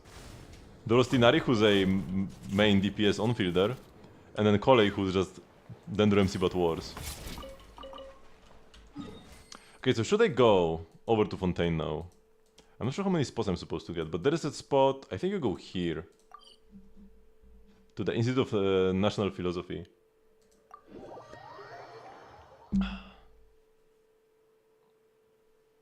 The MC is the best by far? Nah, Pyro MC is better because he can play than Not Cry set.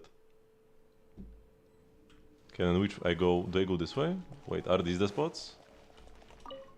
Okay, yeah, those are some spots. Oh, that's not the spot though, that's bait. Well, I already got baited once. Yeah, I need to like memorize all the proper spots first. Especially because not every shiny spot is an artifact. Some are Mora, some are lore. Like you see shiny spot, nope, that's a read prompt. I think here there are some good ones, yeah. I hate that they can just like fly out the other way, sometimes they go into walls as well. Oh, there's something here. Oh, that's a mushroom, oh my god. Now I need to go up there.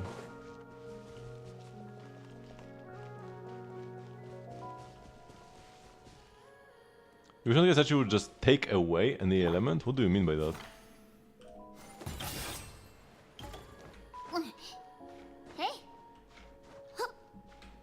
Linking enemies to the artifact, that's way slower and less reliable.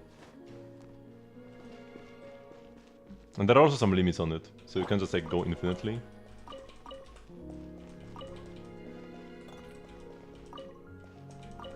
And I think this one is bait, right? The one high up? Yep, the one high up is a cabbage. Is that kinda what you want to grab here? And I could go grab some Inazuman spots that I should still remember. I still have the stars actually. Artifacts 5.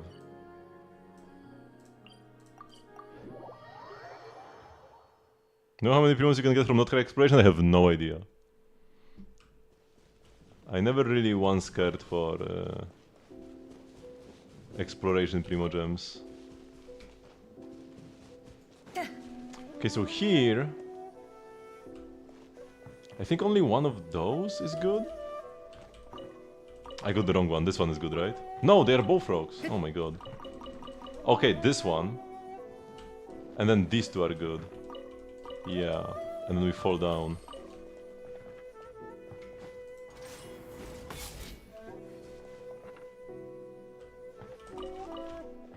Yeah. It's been a while. Oh, and this one is bait. Oh my god. And so is this one. So it's only the two next to this wall. And then we can go to Seraimaru. Still one of the best spots. Do you take a day off to do all the not crazy story?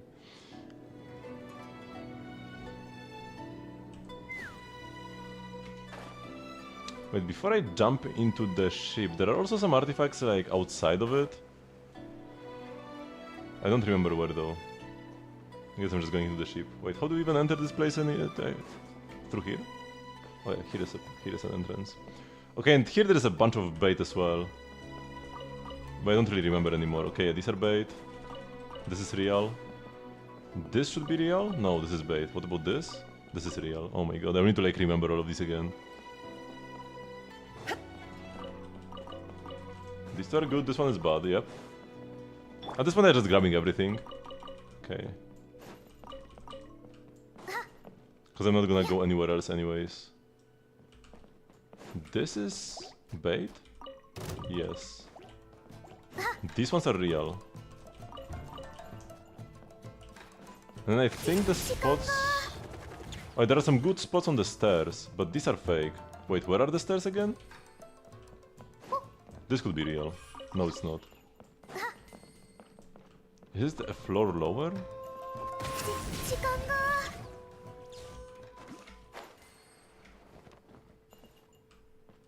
Or it's actually a floor higher. If someone has the aura of a literal Archon in Genshin, it has to be Raiden. Yeah, like back in the quest, it really felt like she was a big deal compared to Venti and Zhongli. Okay, no, it's even lower down. I haven't been here in like a year plus. How do I go down again? Oh yeah, through here. And now there are the stairs up. Yeah. There are these two spots, and now we go up. And there are two more. Yes. And this one. Yep. And then I'm pretty sure that's all the real spots down here, and everything else on the other side is fake. Like this is fake, right? Veggies. Yeah. This is probably fake. Just Mora. Rocks. Oh no! These two. Okay, there are two more real ones. I need to like relearn this again. I already said this like 15 times. Top 8 DPS right now in Genshin.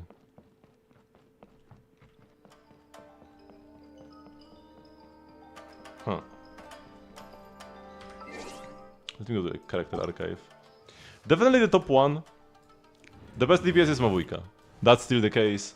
And people are still finding even more insane combos. Because most characters are like pretty simple in how they work. Like Mualani, for example, you can't really squeeze out all that much extra damage for Mualani. You can like get a bit more buffs for her if you use like Petra Mavuyka with Instructor Shilonen and like garbage like that, whatever. But those are just like you get 10% extra damage here, 10% extra attack here, or like HP or whatever for Mualani. But like the rotations are pretty static. You have to like charge up the chomps and then bam, you do the chomp. But for Mavuyka, people keep finding rotations where you do charge attack cancels with other charge attacks, dashes, normal attacks, and like every patch people are finding another combo that is like 10% better than the previous one. So not only is she the best, but she keeps getting better every patch, and not because she receives better teammates, but because people are finding even more insane tech on Mavuika. Then the second is probably still Skirk. And then we've got like all the other good ones. There is Flins, there is Varesa, there is Mwalani. Those are probably like the three next ones, in no particular order. Nefer will be here together with them. And probably like Kinich and Chaska. I guess there is Arlecchino. Arlecchino might be even a bit higher. And then there is Nuvilet. Nuvilet kind of fell off when it comes to damage. Like, he's not bad by any means. His damage is still great, but Nuvilet teams kind of are relying more on his just like versatility and good Hydro application, and the fact that Hydro is the most OP element. So the best Nuvilet teams right now are like Inefa Lauma Hyper Bloom. Inefa Lauma Furina Nuvilet Hyper Bloom. And when Durin comes out, maybe we'll have like some Durin teams with Nuvilet. Durin, Bergen, Nuvilet with Lauma, Durin, Furina, Nuvilet, stuff like that, right? So like, when it comes to just like the DPS power alone, he doesn't really compete all that directly with all of these Natlan characters. But when it comes to overall team power, he's still up there. Maybe even third best right after Skerk Mavuika. But mostly thanks to his teammates as well.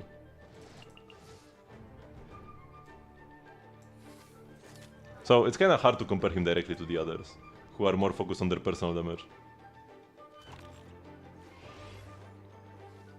Zero Salter A still gives the creeps every time. Used to play it back in the good old days. Yeah, that was all the like little stories of the different places in Genshin are all great. Okay, so I probably won't even get any extra spots even if I go somewhere else, because I probably already got over 100. Because I grabbed a bunch of garbage. I could still go to like the Sumeru Mausoleum of King the Shred. That's one of the best spots to go to next. But it might not even have anything lit up. I can actually even check.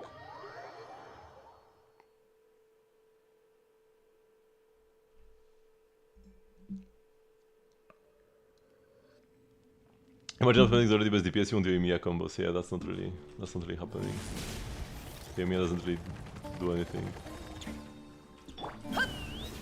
Yeah, these spots are not even lit up because I already ran out. I already used up all my investigation limits for the day. If I only grabbed the artifacts, I would still have artifacts here to grab, and I could grab like another 40. Because once you load them in, they stay until you unload them. So what you do is you first collect 99 artifacts around the entire world, and then you TP here, and you load like 40 spots at once. And then you just grab the 40 spots, because they won't despawn after you grab the 100 one. They just won't spawn if you were to like unload them and come back. What does Durin do? So far we know that Durin is gonna have some sort of off-field pyro application. Most likely, he's gonna have something like Chiori, where he can either stay on the field as a DPS or switch out as a sub-DPS or buffer. Kinda like Chiori. When Chiori uses her E, I can even have Chiori right now. She can stay on field and do Geo-infuse attacks for a sec. They're kinda bad until you get C6 though. Or, the other mode is you can press your E again, and you switch to another character and get an extra damage proc then. From off field. Now I have this like star, if I hit somebody, this will like explode for a bunch of damage. So that's what you get from switching out. So Durin is likely gonna have a similar mechanic to Chiori, where you either stay on field, do like some vapes or melts or whatever, or you switch out. And then apparently he gives, he kinda has like a rest shred mechanic that's similar to the Notcry set, right? So this, whenever you trigger a reaction, you buff the elemental types that took part in the reaction. And apparently, in Durin teams, whenever you trigger a pyro reaction, you will decrease the resistance of enemies to elements that took part in that reaction. So like you overload, you decrease electro and pyro res. Apparently it's 15%, or 30 if you play another character who is part of like Durin's friends and family. So he might have a mechanic where you want to play specific characters, just listed by name, to increase his rest red debuff. So characters like Klee, like Albedo, Mona, possibly like Alice in the future. Wanderer, his papa.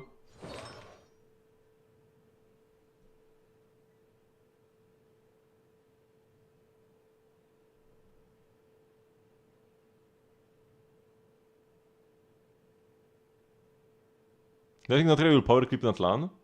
I mean, so far it looks like the Notcray DPS are kinda not really crazy power clipping the previous characters. Like the Notcray DPS as they are now are like strong but not too strong.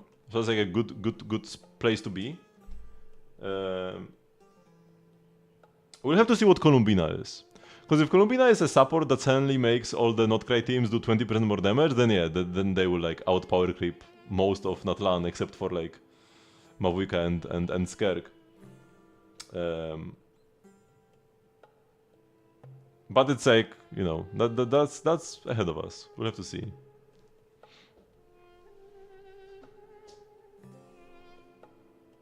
Oh, they will tell us more in the live stream. I mean, not this live stream tomorrow, but the live stream 6 weeks after that. They will tell us more about Durin.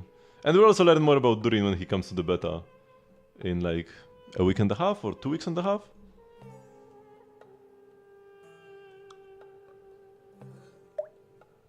No, week and a half, right? Because we are getting the live stream tomorrow, and then a week from now will be like the last week of the patch, and then bam, Luna 2.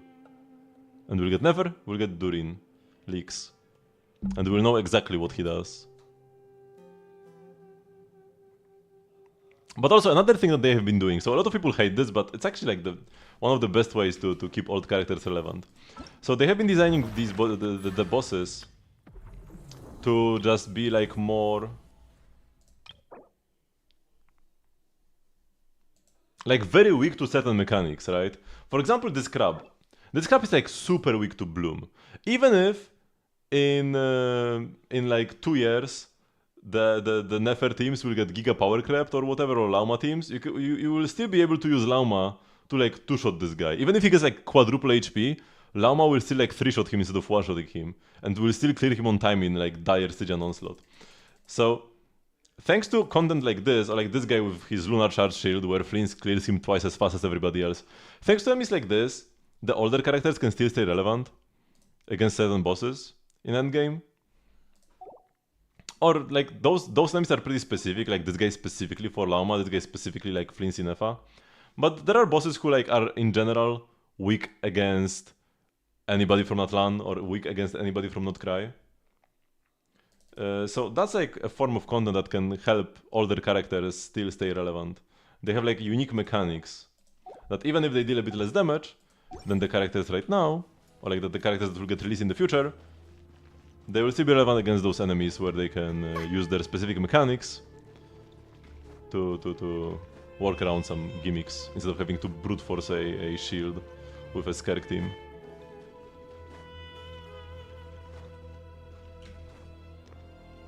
If you go for one Flint's Constellation, do you think you will have enough for Columbina guaranteed? Oh yeah, for sure. If you don't pull for anybody from now until Columbina, yeah. Because Columbina is at earliest Luna 4. At earliest. And we don't know exactly when she is. But we know that she's not in Luna 3. So, you'll have like 3 patches to save for Columbina. That's really more than good enough. Also, we are getting like, I mean, we are not gonna get any new exploration next patch. Luna 3 might have exploration. Either Luna 3 or Luna 4 will have a map expansion. So either way, there will be one more map expansion at least before Columbina, so that will be a bunch of Primos as well. Isn't it good against this turtle? Which turtle? The crab? The very not turtle-like crab? Yeah, Nahida is the next best bet. If you don't have Lauma, Nahida can also clear him comfortably on Fearless.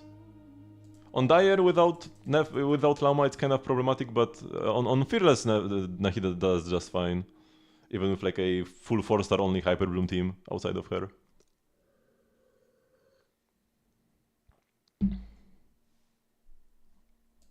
Oh, you even have like a bunch of exploration and quests? Yeah, I mean, then you could probably even pull for Nefer and still be fine.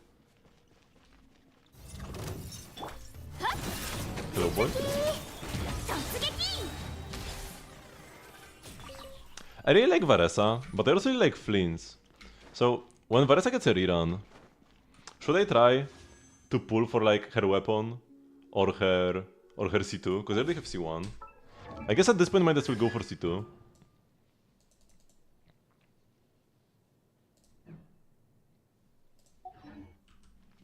But I already have a good Electro DPS. Varesa is quite a bit different from Fleens though. Go for Chaska cons. Chaska will have to wait a bit for her rerun, because she just got one. And I also just enjoy Chaska less than Varesa. I enjoy Chaska's combat, but like as a character I enjoy her less than Varesa. She's not bad, but she's not great either. When I was thinking, what did Chaska do in like... Well, I was thinking about like Chaska character interactions with others in Natlan, and like other than her interactions with Molani in the Easy Breeze Holiday Resort, she kinda never really interacted with almost anybody else. Maybe just like some conversations with Mavujka. But she never really like interacted much with other people, so it doesn't feel that interesting. I guess you could say a similar thing for Varesa, but I just really enjoy Varesa's vibe more so than Chaska's. So even though Chaska has a banger kit, I'm a bit less willing to invest into her more. Truth be told. Let's go fight some Electro-immune bosses with my Fleens. Oh yeah, I was supposed to, before that, switch to Skirk. Switch to my Skirk Escoffier team and do some cooking. It's time to do my weekly Escoffier cooking. I'll fight this. Actually, no, this is gonna be Fatui. We didn't get the Electro-immune guy today. But yeah, first I will go to the thingy, to an Electro Crystal. There are some Electro Crystals in Azuma that are even closer to teleport waypoints. Oh, you all, Molenicals says, do we know when he's gonna be? If you mean Durin, he's gonna come out in Luna 3. So a version after Nefer. Not this part that comes out in 2 weeks, but the one after that. So in 2 months, we'll get Durin. It's pretty much confirmed if you look at... Because like we don't have any like super reliable leaks about that, but we have a reliable leak about the Imaginarium Theater. Imaginarium Theater is coming next patch. And like at the very end of the next patch, we're gonna get a theater that will like mostly land in the patch after. And here we do have all of the like, we have a almost full Mondstadt lineup, and we have Klee, we have Albedo, Mona. So it's very likely that Durin is coming during this theater, and also that the leaks about him buffing, or like him being stronger with those Hex and Circle related characters are probably true. I think Varesa is due for a rerun. So I think that could happen. If Durin's weapon banner was also together with Varesa, that would be pretty great. That would be a good weapon banner for me. I didn't pull Varesa's weapon, because for like exploration, I prefer playing Lost Prayer to the Sacred Winds. I also have R4, so the damage bonus is actually pretty good, but it gives 10% movement speed. I want to run faster with her. But for Stygian Onslaught, her weapon would be very helpful, actually. Even if I had to switch it around, I'm fine with that. Have I done Genshin yet? No. Right now we are gonna cook. And also place my transformer. Oh no man, they aggroed me. My transformer is gone.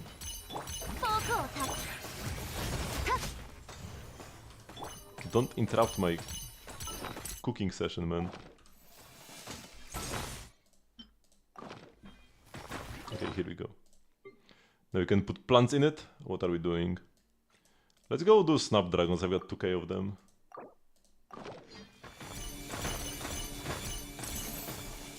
And now we can do Dahlia mining.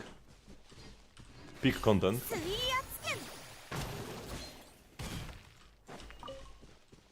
I sometimes have to like look at this. Oh, that's out of maths. That's nice. I feel like sometimes take a look at this or it stops cooking. If I just focus too much on the crystals and stop looking at the cookpot. It's kind of inconsistent. Sometimes it keeps cooking, but sometimes it stops. If not observed. It's like a lazy worker. Maybe Venti? Venti could get a rerun as well, yeah. I'm also expecting like a Mondstadt event. Because we're getting a Sumeru event when Nefer's coming out. Because Nefer is Sumeru related. I do hope that she will take part in the Sumeru event as well. And interact with some of our Sumeru characters.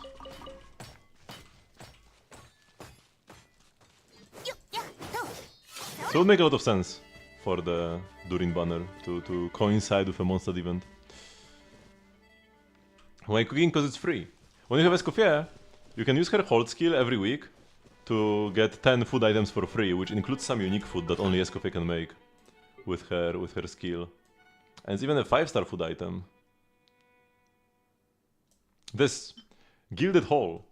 372 attack and 24 crit damage. It's the same stats as the Adeptus Temptation, but crit damage is of crit rate. So it's usually better because you are not gonna overcap.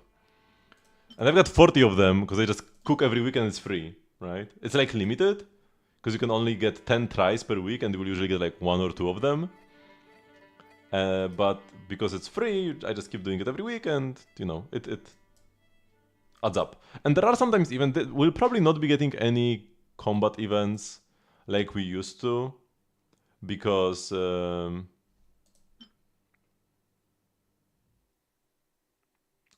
Stygian Onslaught took place of the combat events. Because we used to get combat events where you could actually eat food. But those are replaced by Stygian where you cannot eat food, but we might still get some eventually. I think there's also like another food item. Is it like Escoffie's signature dish or something? That's like even better than Temptation?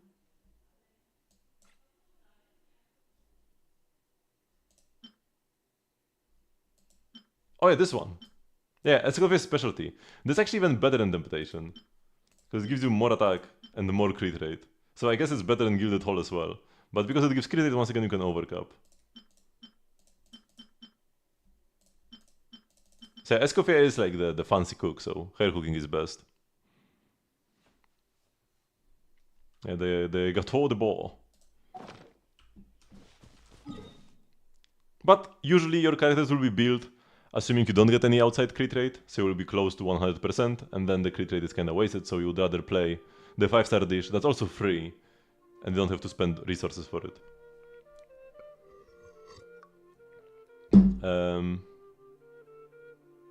So let's get some ley lines. Especially over in Not Cry, because most new characters will be using Not Cry mats. 100% crit rate is easy? Yeah. It's actually it can be hard to not go over 100. Like for my flints, especially when I'm playing a 44 crit rate weapon, and then I get 30 crit rate from the set, and then you have 5 base crit rate, I have like 80 crit rate base. So I can only get 20 from artifacts.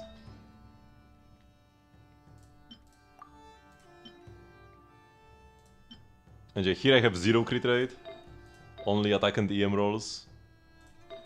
Here we only have a single crit rate roll, only single crit rate roll, 0 crit rate, and the hat is all of my crit rate. What's the weapon passive of Staff of the Scarlet Suns? The equipping character gains 52% of their elemental mastery as bonus attack. When an elemental skill hits opponents, the Dream of Scarlet Suns effect will be gained for 10 seconds. The equipping character will gain 28% of their elemental mastery as bonus attack, max 3 stacks. So this is essentially just this again, right? When you hit enemies with your skill, you get even more attack from your EM. Flynn can get this twice, because only his secondary skill deals damage. So you can get up to 56, sorry, from this again, but the first mini burst will only be buffed by 1. So you get between like 70 to 100% of your EM as attack. However, there is a catch here. So Flint is gonna get a lot of EM from his teammates. For example, Inefa has a passive where 6% Actually, no, this is attack. Oh no, this is EM, yeah. 6% of Inefa's attack will be granted as EM to other party members. And then Sucrose has a passive that grants 20% of her EM to party members. And then Flinsk himself has a passive that grants him 8% of his attack as EM up to 160. And all of these effects actually do not work with the staff. The game is coded in such a way where if you have like two different passives on a character or like on the support and your character that both like scale with a stat and then increase another, then other effects that also interact with those stats will not like interact with the passives will not interact with each other. To like avoid getting infinite loops, because imagine we have a character like a second Sucrose, right? If they were to release a second Sucrose, and then this Sucrose gives EM to the other Sucrose, and the other Sucrose gives EM back to this Sucrose, and you have like an infinite loop, or semi-infinite. To avoid stuff like this, and also other just like unintentionally strong interactions, if a stat scales with another stat and is granted to somebody, those granted stats will not interact with other passives like this. Thus, most of Flince's EM doesn't actually interact with this passive. I will not get even 250 attack from the like 50% initial, right? I won't even get 250, it will be a bit less, because part of this EM already comes from Whispering Flame, and this doesn't count. Because yeah, even here we would have a loop, right? His EM is increased by 8% of his attack, and then his attack gets increased by 52% of his EM. So that's already a loop. Now, this has a cap of 160, so like that's already one protection from like it looping for like a long time, but there is this other protection as well, that they will not interact. And any buffs I get in combat, I might have like 1000 EM in combat from Inefa, from Sucrose, but I will still only get like 400 EMs worth of attack from this passive. It's still a good weapon, because that's still quite a lot of attack, and it gives you 44 crit rate, which is great. But it's not as amazing as it would seem at first glance. Because if it actually worked with all of his EM, it would be like on par with his Sig, pretty much.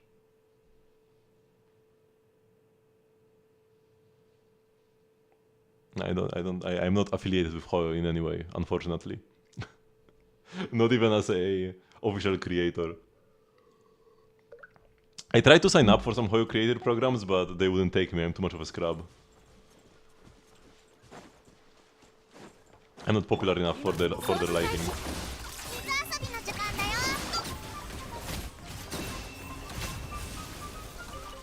No, drops are enabled.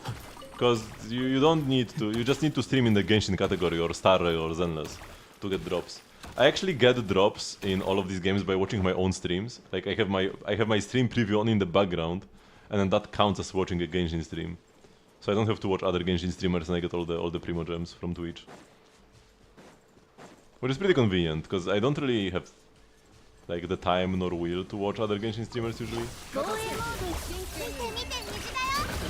Oh,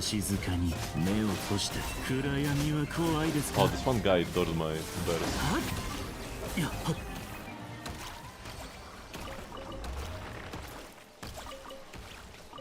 Next is the guy who has like 2 viewers per stream. Maybe he used to be bigger in the past or something.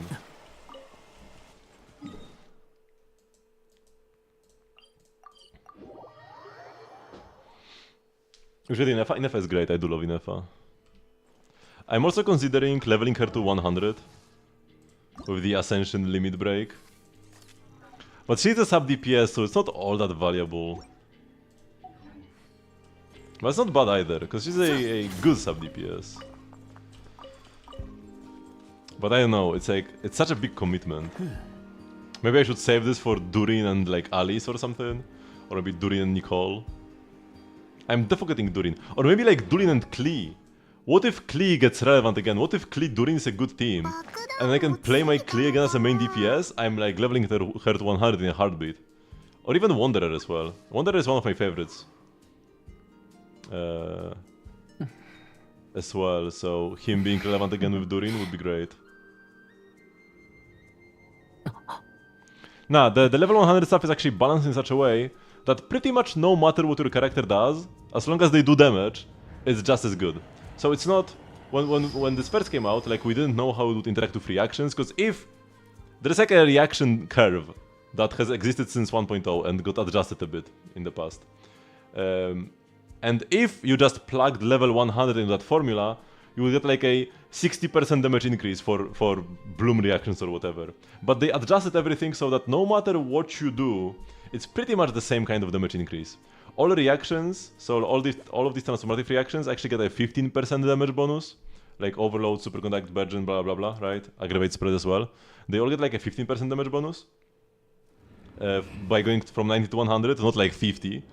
And then, that no matter, because the reason why HP and defense scalers benefit more from levels up to 90 is because your base stats like increase in a similar manner when you level, but you also have base attack from your weapon. So even when you are leveling up your character, your base attack doesn't increase as much because already over half of it is in the weapon, right? But they adjusted the formula so that you get way more attack than you would normally get if we once again plug the numbers into old formulas to make up for the weapons. So if you have a low base attack weapon, so a bigger portion of your total base attack is your character's attack, you actually even benefit a bit more if you're an attack scaler than HP or defense scaler. But if you have a high base attack weapon, you will benefit like a tiny bit less. It's not a big difference though. In general, no matter what you scale with, a regular crit DPS should get like around 10% more damage, maybe like 8. Reactions get like 15, so reactions get a bit more, but not by much. So yeah, doesn't matter if you're HP or defense. But it matters how big is your personal contribution to the team's damage. For example, you might have a Nuvilet team, like I mentioned before. You can play Nuvilet, Inefa, Lauma, Furina, and that's a great team. And it might be on par with, for example, like a similar Mavuika team even, or whatever. Mavuika probably is a bit better, but you know. But in the Nuvilet team, Nuvilet's damage will be like a smaller percentage of the total team damage. Because there is Inefa dealing damage, there are Hyper Blooms, Furina has some personal damage as well, but in like a Mavuika team, you can have Bennett and Hironen just buffing her, Citlali just buffing her, everybody else deals like 0 damage, Mavuika deals 95% of the team's damage, and Nuvilet probably deals like 30. So, by leveling Mavuika, you get more damage out of your team, because you increase all of your team's damage by leveling Mavuika. If you level up Nuvilet, you are increasing a portion of your team's damage. So what matters is not what you exactly scale with, because it's balanced in such a way that it benefits everybody equally. It matters how much damage do you actually deal.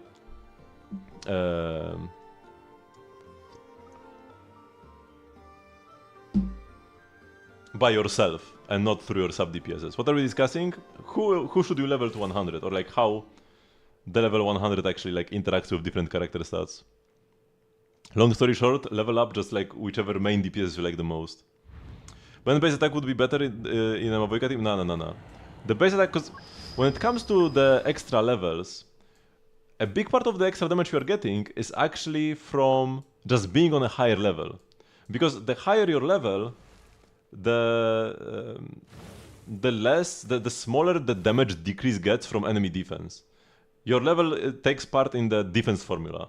So at a higher level, you just deal more damage by being on a higher level. Bennett doesn't deal damage himself, so him being on a higher level doesn't benefit him directly. All you are getting is a slightly bigger buff. But like, how much would you even get? You would get like 50 extra attack or whatever. That's like nothing. Maybe like up to 100 attack or something. Yeah, you're gonna get way more from Mavuika, who's actually getting all the attack percent bonuses. Like, you know, I'm getting almost double my attack in bonus attack here already. So that's like gonna be better. And yeah, by being on a higher level, she can deal more damage. So leveling up your supports, even if they scale with attack, is a pretty bad idea. The only benefit of leveling Bennett, or like I guess the main benefit of leveling Bennett, is that you can play Bennett with like anybody. So by leveling up Bennett, instead of having your Mavuika team become 10% better, maybe all your attack scaling teams become like 2% better. But is that worth it? Probably not. It's like it's a way smaller increase. I don't enjoy playing Mavuika all that much though. I don't dislike her, but I don't like love her. What's the defense formula? So enemy, like we have defense and enemies have defense, right? Essentially, more or less, like if you are facing an enemy who's at the same level as you, you are level 90, enemy is level 90, you are dealing half the damage. The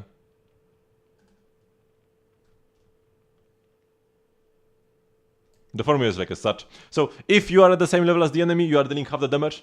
If the enemy is on a higher level, you deal a bit less than half. If you have some defense ignored, then you like reduce some of the defense, you deal more damage. So being on a higher level, because like level attacker here is in the formula, right? So if the attacker is on a higher level, the damage reduction gets smaller. So that's a big portion of the extra damage you're getting.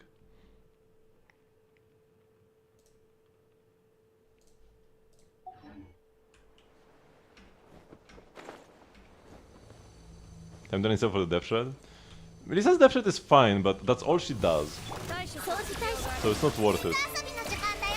If she gave more death shred, it would be good, but she doesn't, so it's not good. Yeah. 暗闇は怖いですか So I just mentioned before how Nubilet actually gains way less from level 100 than you would think, and that's not because... It's not because he's like an HP scaler, not because he's like an older character or anything either. It's... Nubilet gains less because his teams have more sources of damage usually. In a Nubilet team, like some of the best Nubilet teams nowadays are probably gonna be like... Nubilet, Furina, Innefa, Lauma, like a Hyperbloom Nubilet team. And there you have Nubilet's personal damage, but you also have Furina's personal damage. She can build... She doesn't need much ER in a Nubilet team, so she deals decent damage. Then you have like Lauma's Holdy, which does some damage. You have Innefa's damage, and then Innefa's Hyperblooms. Right, there are like 5 different damage sources.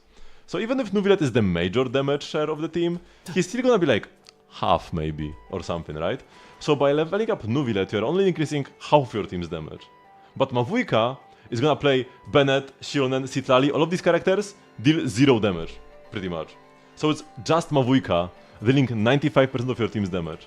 So by leveling up Mavuika, you are increasing all of your team's damage, so she's like twice as good to level because of that.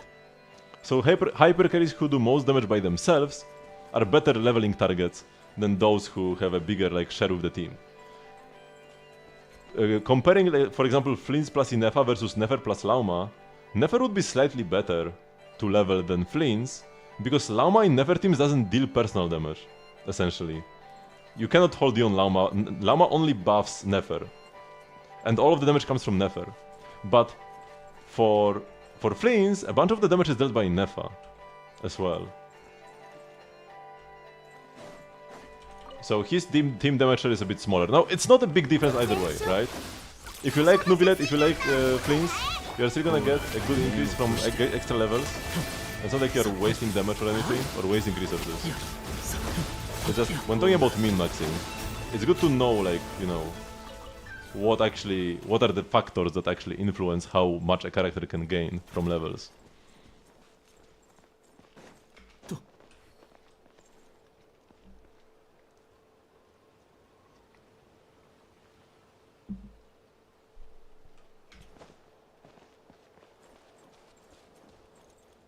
She doesn't have circle impacts electro application. Her electro up is not great, and also electro up doesn't really matter.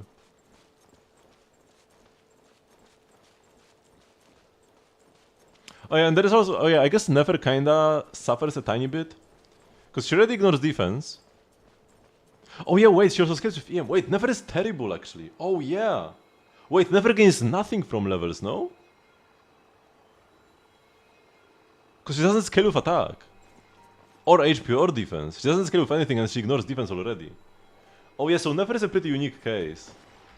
Where levels do nothing for her to 100. Yeah, Lunar reactions already ignore defense, and she does not scale with attack, HP or defense, it's EM. You do not get extra EM when you level up. Okay, yeah, so Nefer is terrible. Let's say Skerk, actually in Skerk teams, Escopade deals some damage. But less than in Nefa. Mavuika is the best example of a character who deals all of her team damage. So yeah, don't level Nefer, don't level Nefer. Unless you just like want to see a bigger number on the screen as her level. but her damage will not increase at all. It's gonna be like the exact same. Right? It's gonna not change at all. Zero difference? There should be a zero difference between level 90 and level 100 never. I'm pretty sure. And same from level 80 versus level 90. Yeah. Because Flint still scales with attack. And Flint also deals reaction damage from Lunar Charge directly. Never disables blooms from popping. So there is no bloom reaction damage. And she doesn't scale with attack. Level who you like and more. No, just who you like. You don't need to level more quick if you don't really enjoy her much. Wait, is this guy immune to Electro as well? No way. What? Why are they all like immune to Electro?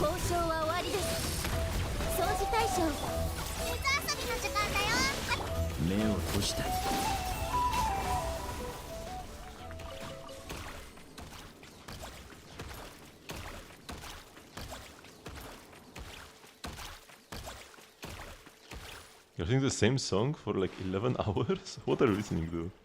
What's my favorite song and why is the Genshin Impact announcement trailer the Outlander who caught the wind? Wait, what even is that? YouTube recommend this to you? What is this?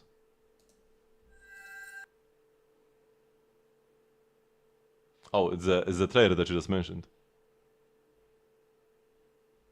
Okay, I guess we can see this. What was that? 6 years ago?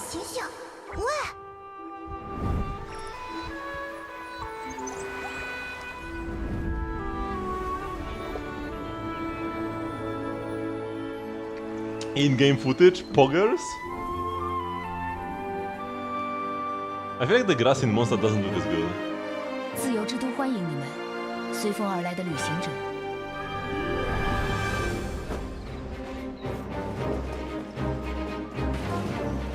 I actually never saw this trailer. 他在跟龙说话。说起来，你们知道吗？风魔龙也是曾经的四风守护之一。从没见过，也从没听过的情况啊。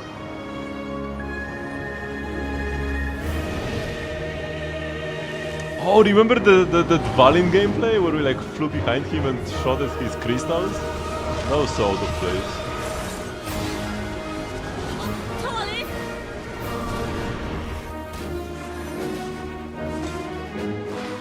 这些人是跟你一起来猎杀我的吗？因为他抛弃了你呀、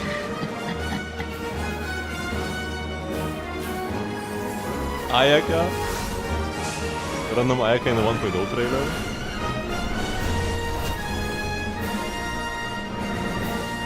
Is Vine the Sovereign? Probably. Well, we don't have a hard confirmation.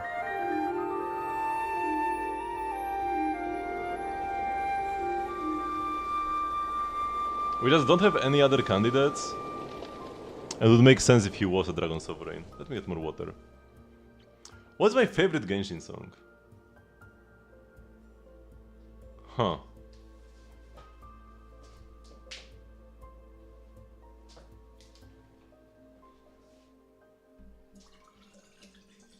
Hello, Fat.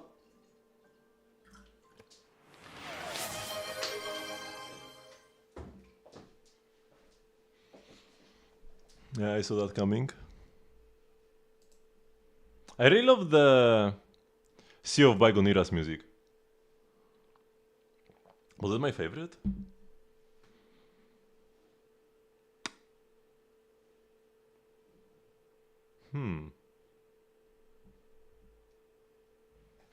Where's the squats? 1, 2, 3, 4, 5.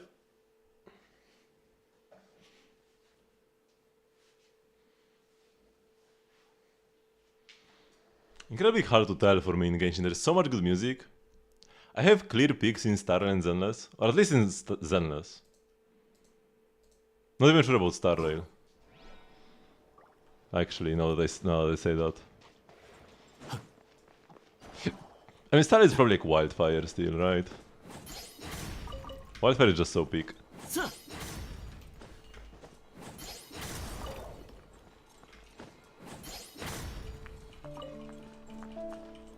But Genshin? There are probably also some things I'm like forgetting about.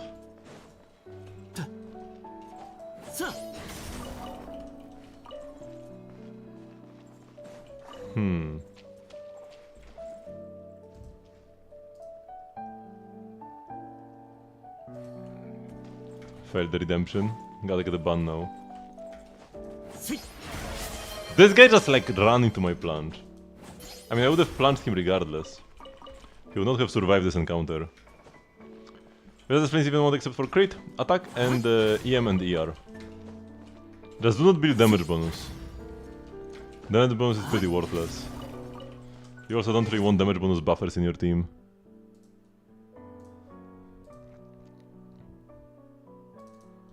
And now you didn't actually type your UID in the redemption. This also should not count.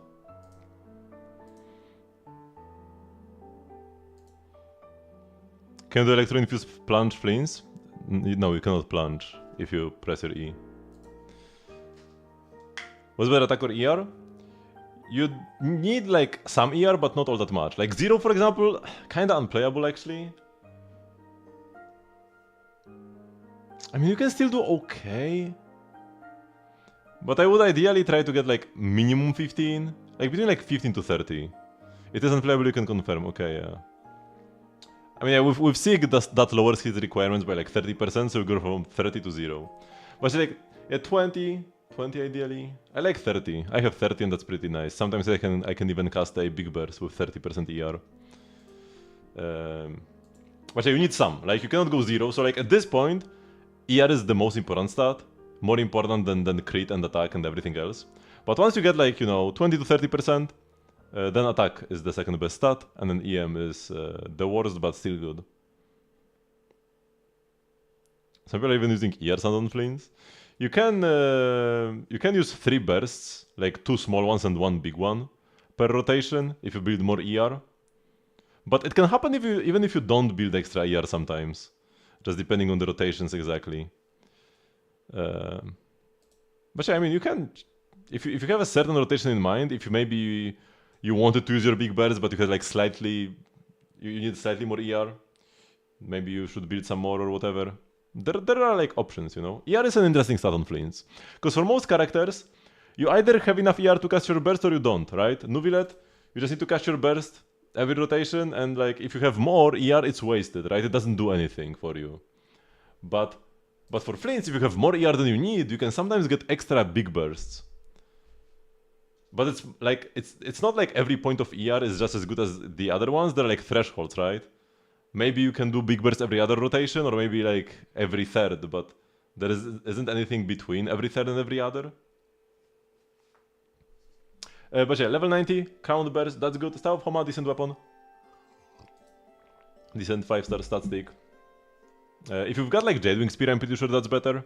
But if you don't, then Homa is pretty decent as well. Just like gives you crit damage and some attack. Only 2 attack substats, a bit of a shame to have 0 attack on Flower and Feather. Try to get pieces that have double crit and attack. Eventually. But I guess the Feather is decent with the EM. Oh, I thought this was ER, actually it's HP. You have 0 ER, that's pretty bad. EM subs, not bad, nice. 44 crit rate only though, you have so you have 74 with the set bonus. That's not much at all. You kinda need a crit rate hat right now. Like you have a banger, like almost perfect crit damage hat, which is what most Flames builds would want. But with this Homa, you kinda need a crit rate hat, man. Because 74, whoops, oh that's my Flames. 74.3.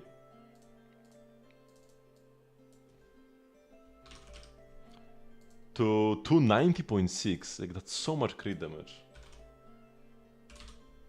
Yeah, that's a 7.4% damage loss.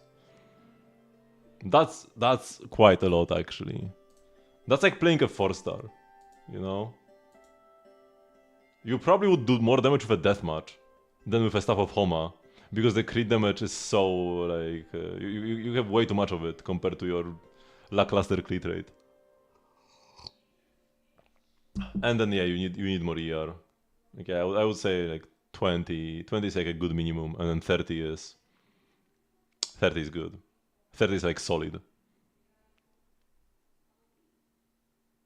I mean, Flames deals multiple instances of damage. It's not like Mavuika or Mualani, where you have like big hit, and then big hit, and then big hit, and you like wait between them. Even his mini burst casts are multiple hits. It's like 2 or 3 damage procs per burst. So yeah, it's not even gonna be like it. You're always gonna get like on average the same damage. You can't really get a lucky run with Flames. There are way too many damage instances for that. Okay, before I continue, I'll go take a quick bathroom break, and then we'll be right back. Must be. It doesn't have to be 70, but it is best if it's 70. Yeah, if you have over 200 crit damage, because if you get like 180 crit damage, then once you get to 90 crit rate, you should increase your crit damage a bit more as well. Just like increase them together. It's like once your crit damage goes above 200, you want to make sure that your crit rate is as close as possible to 100 as well, but not over. Overcapping is bad. Okay, be right back.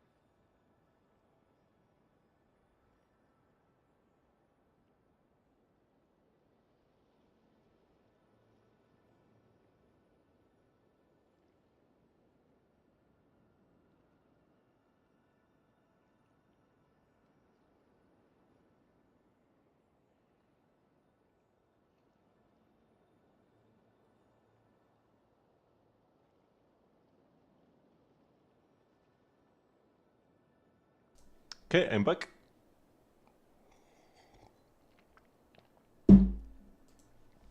So, where was I? Oh, that's a crystal.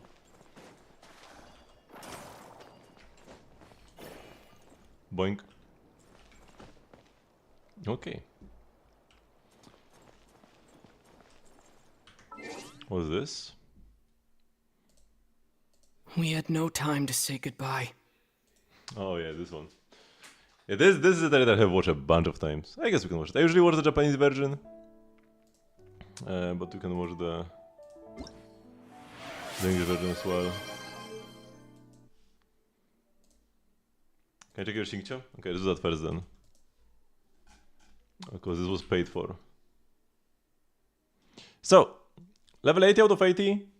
That's okay, I guess. Yeah. You'll want to level him up. You'll want to ascend him eventually, get some extra talent levels, a bit more damage, and then also extra damage reduction from the skill. That's probably like the most relevant part of his kit nowadays. Like from the talent levels themselves. Because mostly use Xingqiu for Hydro up, and then he's like a semi-sustain as well. Only C4, which is a bit of a shame. C6 is pretty good, but that's okay. Yeah. His cons are not like the biggest deal. I guess C6 kinda is pretty nice. Sack is not that great. Now, a lot of people used to run Sack in the Xingqiu in the past, but the issue with Sack is that Xingqiu is already a character who will extend your rotations, because his skill has a 21-second cooldown.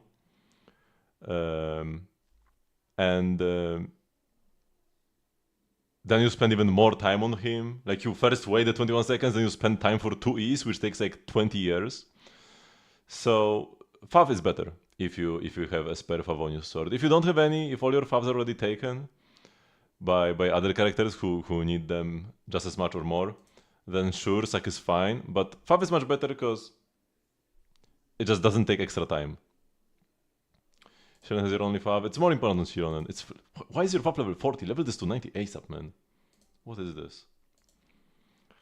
But man, you only have one Fav sword? That's terrible. Whenever a Fav sword is on a weapon banner, do like a 10 pull or 2. Fav swords are the most important weapons in the game. Maybe next to Fav lances. Fav lances and Fav swords. 6 Fav is kind of expensive. I'm pretty sure you could have like a C6 Xingqiu if you never pulled a single time on a banner. If you just played. And if you pulled at all, and like at any time, you're gonna have even more. Not having a C6 5-star not having a C6 4-star from Liyue from 1.0 is pretty weird, to be honest.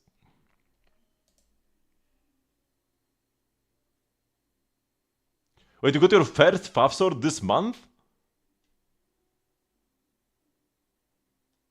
And you are world level 8? This is like does not compute. What do you mean by that? Have you never pulled on a weapon? No, you have pulled on weapon banners before. You have a 5-star weapon. You even have another one, and that's like a pretty bad one at that. Whatever. Okay, I mean it is what it is. And then as for his stats, I mean yeah, that's like I guess that's good. 244 ER. You don't have C6, so his ER requirements are gonna be higher. This should be fine though. 4-piece emblem, yeah. Xingqiu's personal damage is not really all that relevant most of the time. So like, I mean sure, that's some decent crit. Doesn't really matter all that much though. Maybe you would even prefer like a buffing set. But if you already have like Noblesse Xingqiu or whatever, then I guess you don't even have any like great options for a buffing set. So that's fine.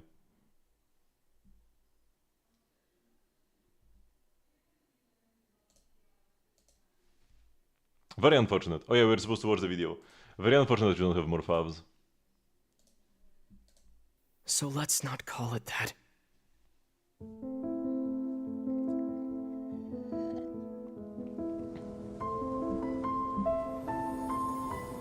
The war has already begun. It is just a continuation of past battles. The gods goad us on with the promise of their 7 treasures, rewards for the worthy, the doorway to divinity. Yet buried in the depths of this world lies smoldering remains, a warning to those that dare trespass. That throne in the sky is not reserved for you. But mortal arrogation never Are the stops. smoldering remains actually like Nibelung or something? None will escape the flames. See for yourself. The dragon who defended Mondstadt for a millennium finally faces his perturbation. What does freedom really mean when demanded of you by a god? The Nie będę god the of original ruler of contracts tej senselessly slaughtered as his people watched on in horror. In the end, he will sign the contract to end all contracts.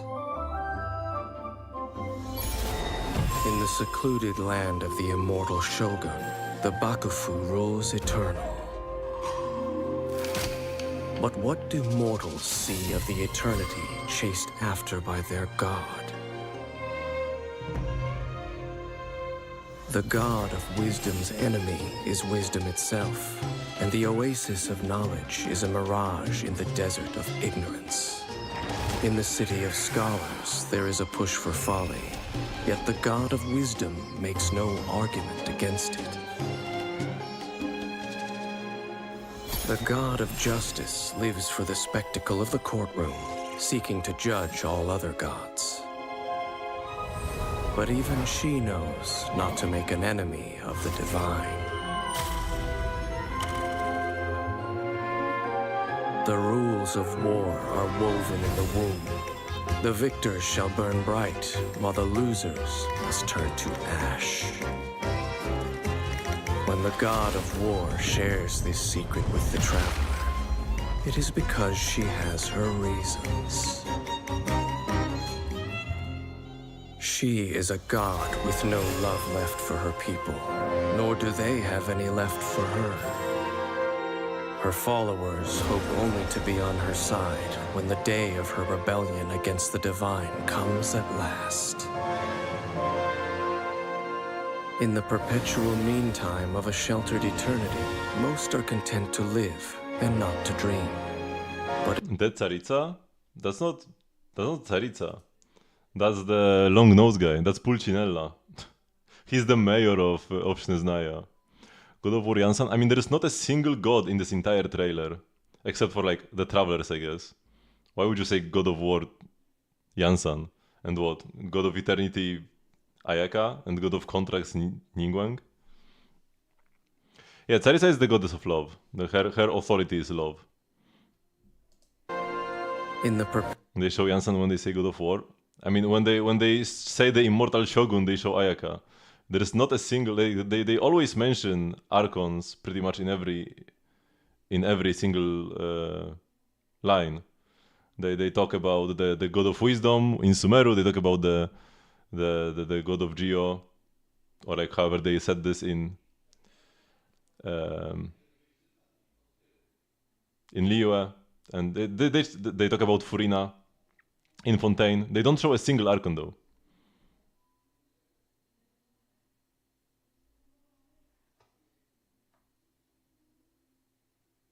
They changed that line main rhythm? Not really. You can still hear that. Perpetual meantime of a sheltered eternity, most are content to live and not to dream. But in the hidden corners where the god's gaze does not fall, there are those who dream of dreaming. Some say a few are chosen and the rest are dregs. But I say we humans have our humanity. We will defy this world with a power from beyond. Now, you who has set foot in this world, your journey has reached its end, but one final doorway remains. Step forth if you have understood the meaning of your journey. Defeat me, command me to step aside. Show me that you are worthier than I to rescue her. I can't wait for the final boss, Dainsleif. Then, the threads of all fate will be yours to reweave.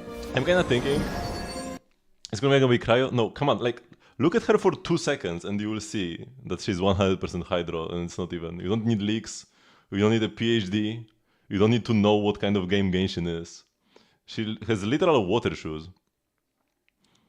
What we watching? This is the OG Genshin trailer from 6 years ago, from 5 years ago.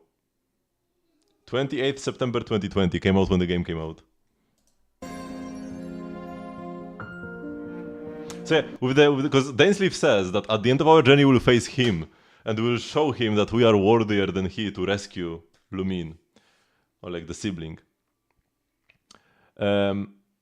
So I'm thinking that like there will be some big fight against like the Heavenly Principles or some more abyssal threats or whatever, and then Dainsleif will be like the post-credit fight kinda. Where like there will be like barely any music, and just like the fight, full of emotions, stuff like that. That's gonna be hype. Why would Columbina be elementless? She's just Hydro. What do you mean? My memory has all She's but the most faded Hydro completely, to ever Hydro. What are you but guys I smoking? will always remember how much she too loved these flowers.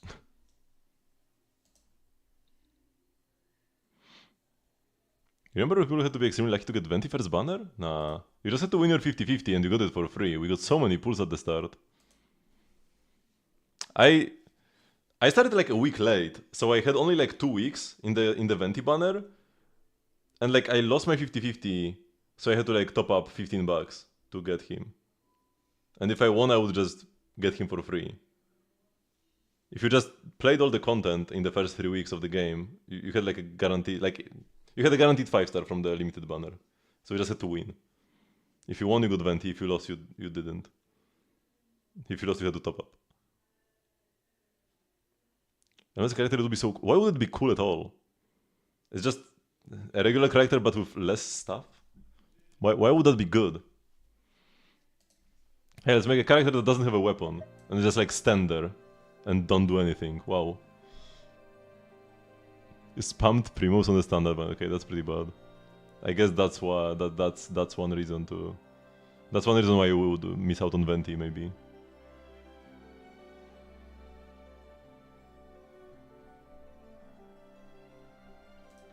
So yeah, no, more weapon types would not be cool. Elementless characters would not be cool. Physical characters are not cool. You just say you want that because it's different, but then it would just be worse in every way. Venti was like the biggest deal. Back when people were making like tier lists in 1.0, or like in the first year of Genshin, you would just like instantly start by putting Venti in Venti tier above everything else, and then you would rate all the other characters. What do I want to be released in Genshin? No weapon.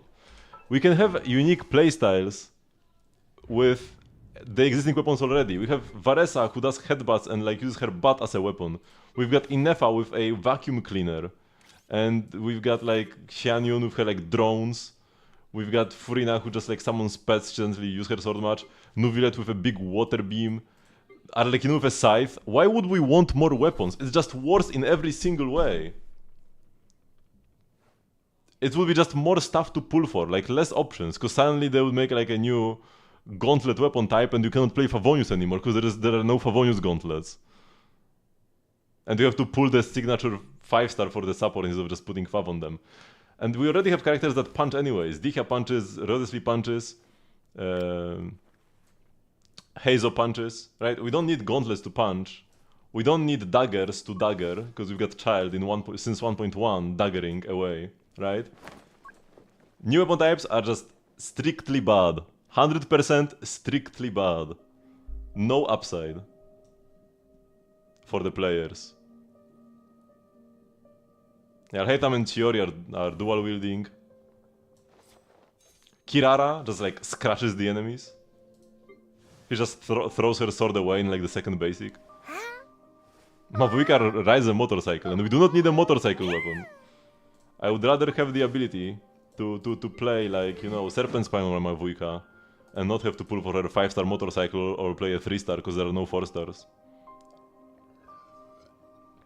Oh yeah, Ifa has a gun. Even if you feel like Chaska's gun doesn't count because she floats on a gigantic gun, we've got Ifa with a regular gun. Navia has a gunbrella, yeah.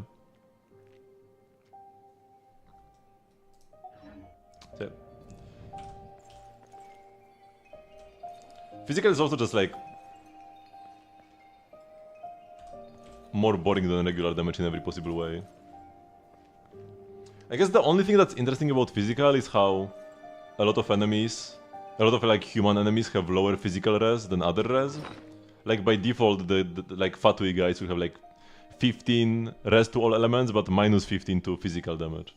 But then you've got Ruin enemies who have like 60% physical res. But that's not really all that interactive anyways. Is he better than Sucrose? No. But he heals. And he's not much worse. If you on-field him, right? If you want to on-field an Anemo character. Because you like don't have Nuvilet to on-field. But you have Nuvilet. Everybody has Nuvilet, no? But I guess if you don't, and you would want to on-field Sucrose, then Ifa isn't much worse. And he heals, so it's a bit more comfy. Okay, we need to play some rhythm game. What song do you want me to play to warm up? I can actually make my camera a bit smaller, so that you can see the notes better. Yunjin? Yunjin map is kinda cringe, but we can do it.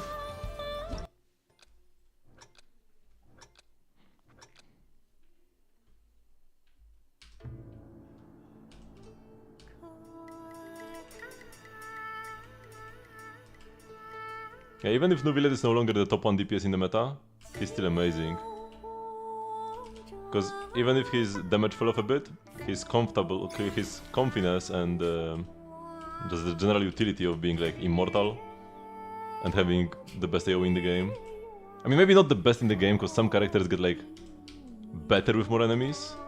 Like each enemy takes more damage if there are more enemies. Like Child. If there are 3 enemies, they each take 9 times the damage.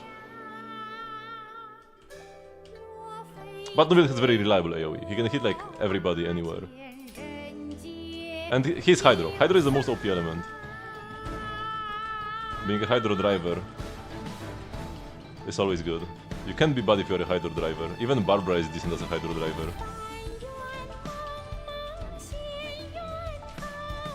In some teams.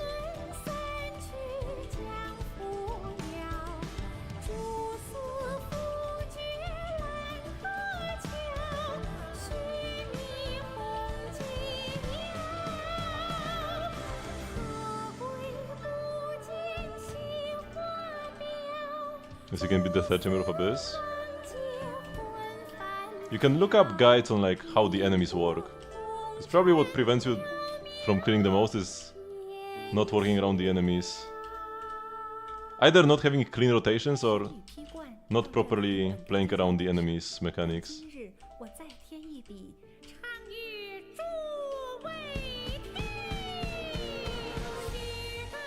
But your characters are good enough.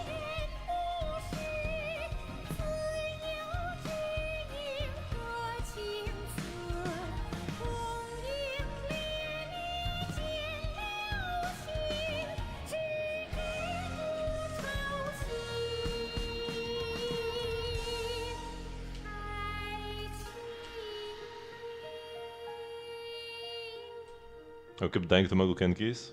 I mean, in that case, just a skill issue, not much I can say about that. If you are dying, just gotta dodge more.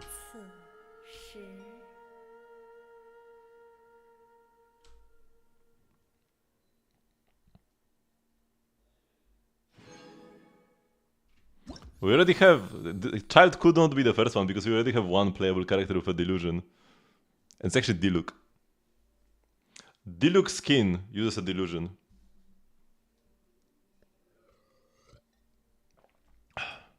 We got one good, because I was yapping too much and I pressed the slider too late. Let's do Child. Speaking of Child. Haven't done this map in forever. His delusion is Cryo? No, it's Pyro. The skin does not change Diluc's damage type. It just changes the visual. Oops, wait.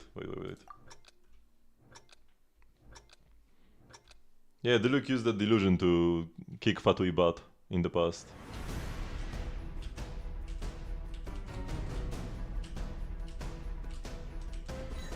And I'm pretty sure it was his dad's delusion. If I'm not mistaken.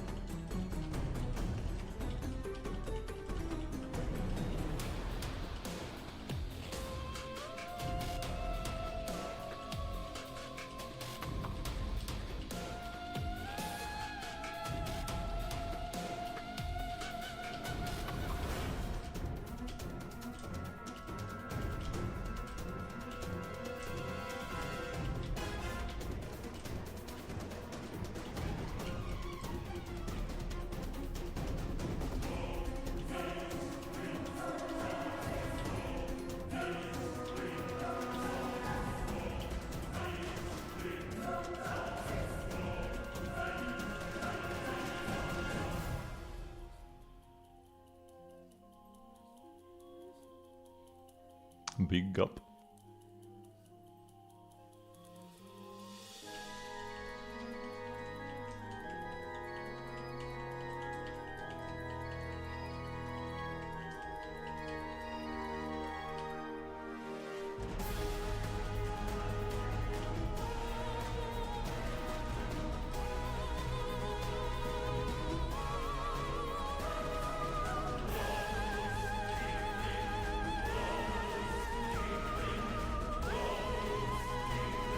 Ah, I missed, man. The sending is tricky. Can you hit the delusion game? No, it's hidden. But you cannot see the vision either. And if there was a vision, they would have shown it, so... That's why... The assumption is that he used a delusion. How challenging do you get away with using delusions and not dying? Delusions don't exactly like instantly kill you. It's just like overusing them can have negative effects. But also, I feel like because they have both visions, it probably counteracts the effects of the delusion to a degree, or maybe completely even. Because yeah, that's the difference between the scrubs in Inazuma and Child and Diluc and Arlecchino, right? They also have visions, and visions do protect you from abyssal power. And I mean, the delusions are made from dead god remains. Which can probably be like a similar type of like thing. Oh, Teppei was his name, yeah. So yeah, Diluc Child, they are proper warriors, right? They're also like more trained. Even that could be a big deal.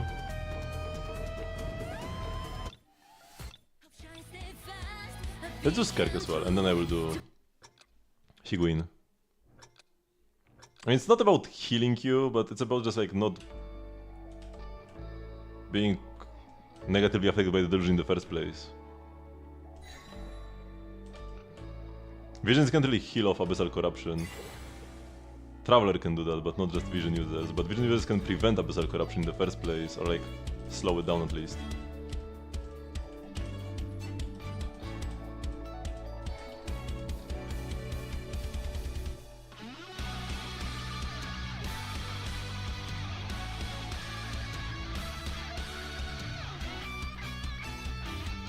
We are using Skerk's guitar as an instrument here.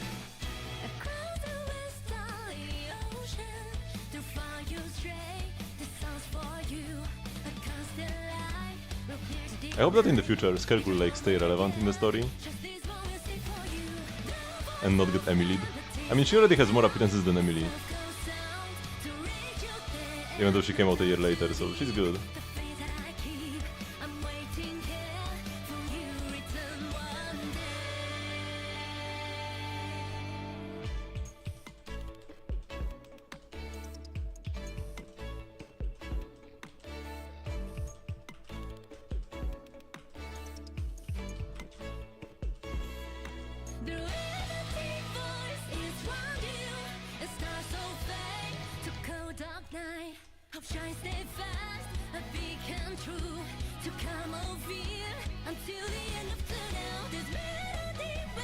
Ah, I got confused, man.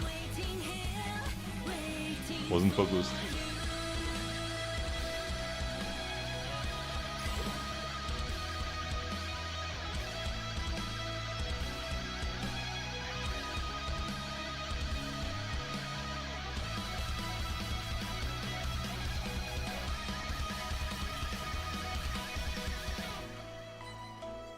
This harder than I remember it being. I got like second try or something. Perfected the second try. But now I see that I would have some trouble. So this guy goes to dying. Child, what drains Child is his foul legacy transformation. Which is not the delusion, it's the abyssal power that Skerk taught him. That's what drains him.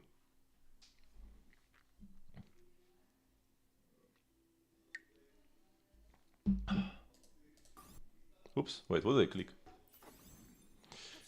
Okay, time for Higuin. Time for the real deal. Hardest song in the game? Not really. It is one of the hardest though.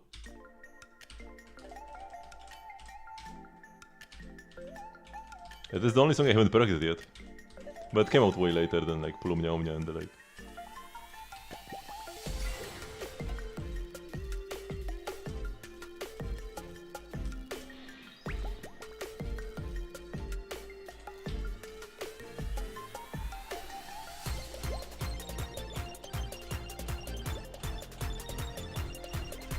Wait, did I just get a good? I'm not sure actually. I might have.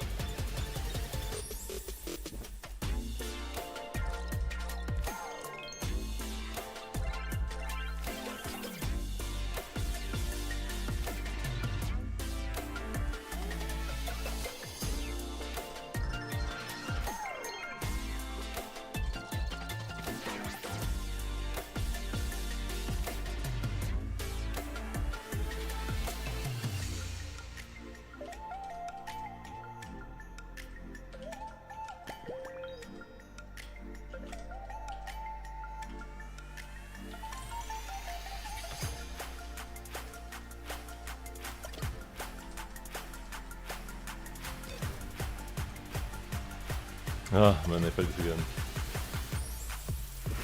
Okay, today's not my day. Yesterday I was almost perfecting, I got like 1 good. Today I have like 5 good, 1 miss. Or something.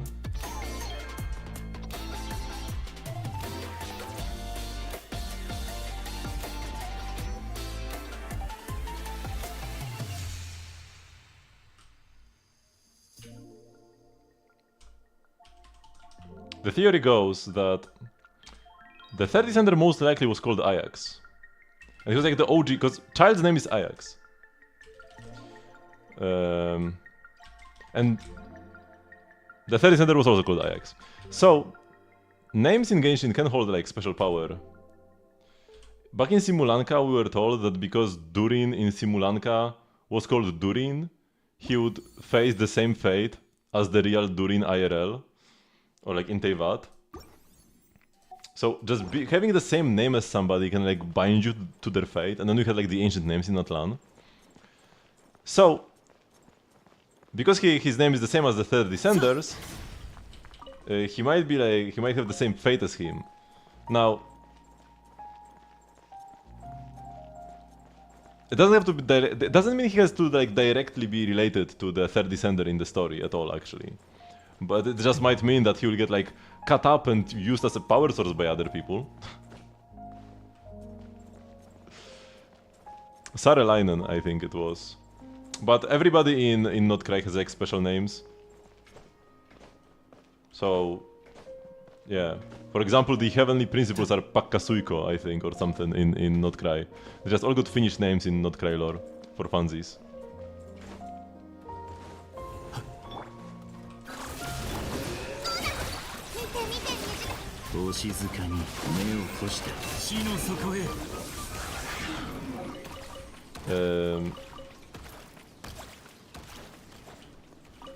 We don't exactly know what these parallels between child and where this will go, the parallels between child and the third descender, but they are related, and child will most likely be very important because of that. Maybe he could be a key part of Tsaritsa's plan to collect all the noses and revive the third descender. Maybe child is supposed to be like the host for the third descender. Maybe they will throw all the noses into him. And because he shares the same fate, he'll be more compatible with the third descender than your average person would be. It's possible. Is it likely? Hard to say.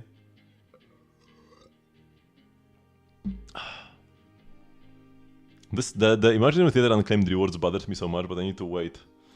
I need to wait just a bit longer so that I can use them in the new Siege and Onslaught next patch.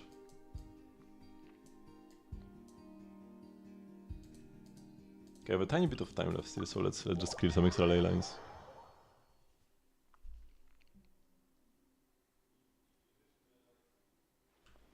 But as we learn more about Notcry's lore, we might also be able to make better guesses as to what might happen to child in the future. But the stories are just guesses. Even characters who are like related to each other are not likely to follow like the exact same story. Just like the vibes will be similar, you know. Like the real Durin and the Simulanka Durin. With real Durin, I think what was the case is like he was an abyssal creation by Reindottir, and what he saw in his eyes as like just, you know, walking around and enjoying life was actually him causing distraction and doing bad stuff overall. And he got like jealous of his siblings that actually could chill and he couldn't, and his siblings being like Albedo mainly. But the Durin in Simulanka, instead, he just had like a body, like he had a similar story where his body was just not really compatible with just living with the others, because he would like just destroy everything he touched. But he didn't have like delusions about that, so he just like hid away to hide himself from others. So, you know, like things were different, but the story was similar, right? He wanted to be good, but he couldn't. But then the Simulanka Durin actually got saved, so we can also like change somebody's fate. 絶縁書バシャバシャ水弾だ。皆のために祈ろう。西風の使 Oh, there's only one enemy here, I always forget. She also died before I could even switch to my fleens.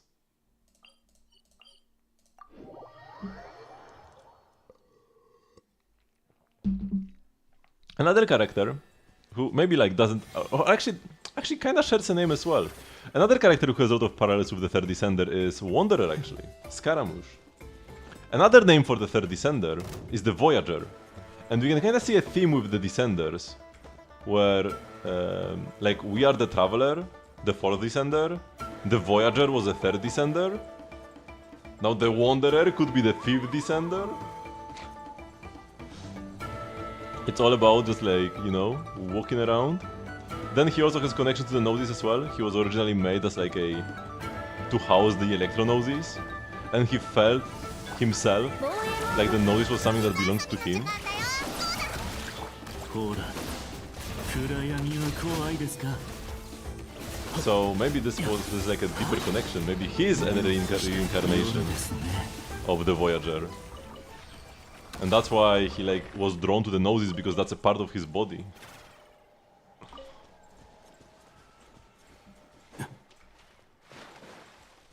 To be honest, outside of the name thing, where we've got two Ajaxes, I'm kinda digging the Wanderer parallels a bit more. With the Third Descender. Although Child will also be peak. Both Child and Wanderer are amazing characters. I probably like Wanderer a bit more. I just love that Wanderer's story is just Bohemian Rhapsody. It's just such a peak idea. To write a character around the song. I really hope Durin makes him. Durin buffs him like crazy. I do have him triple crown. And he's one of my favorite characters.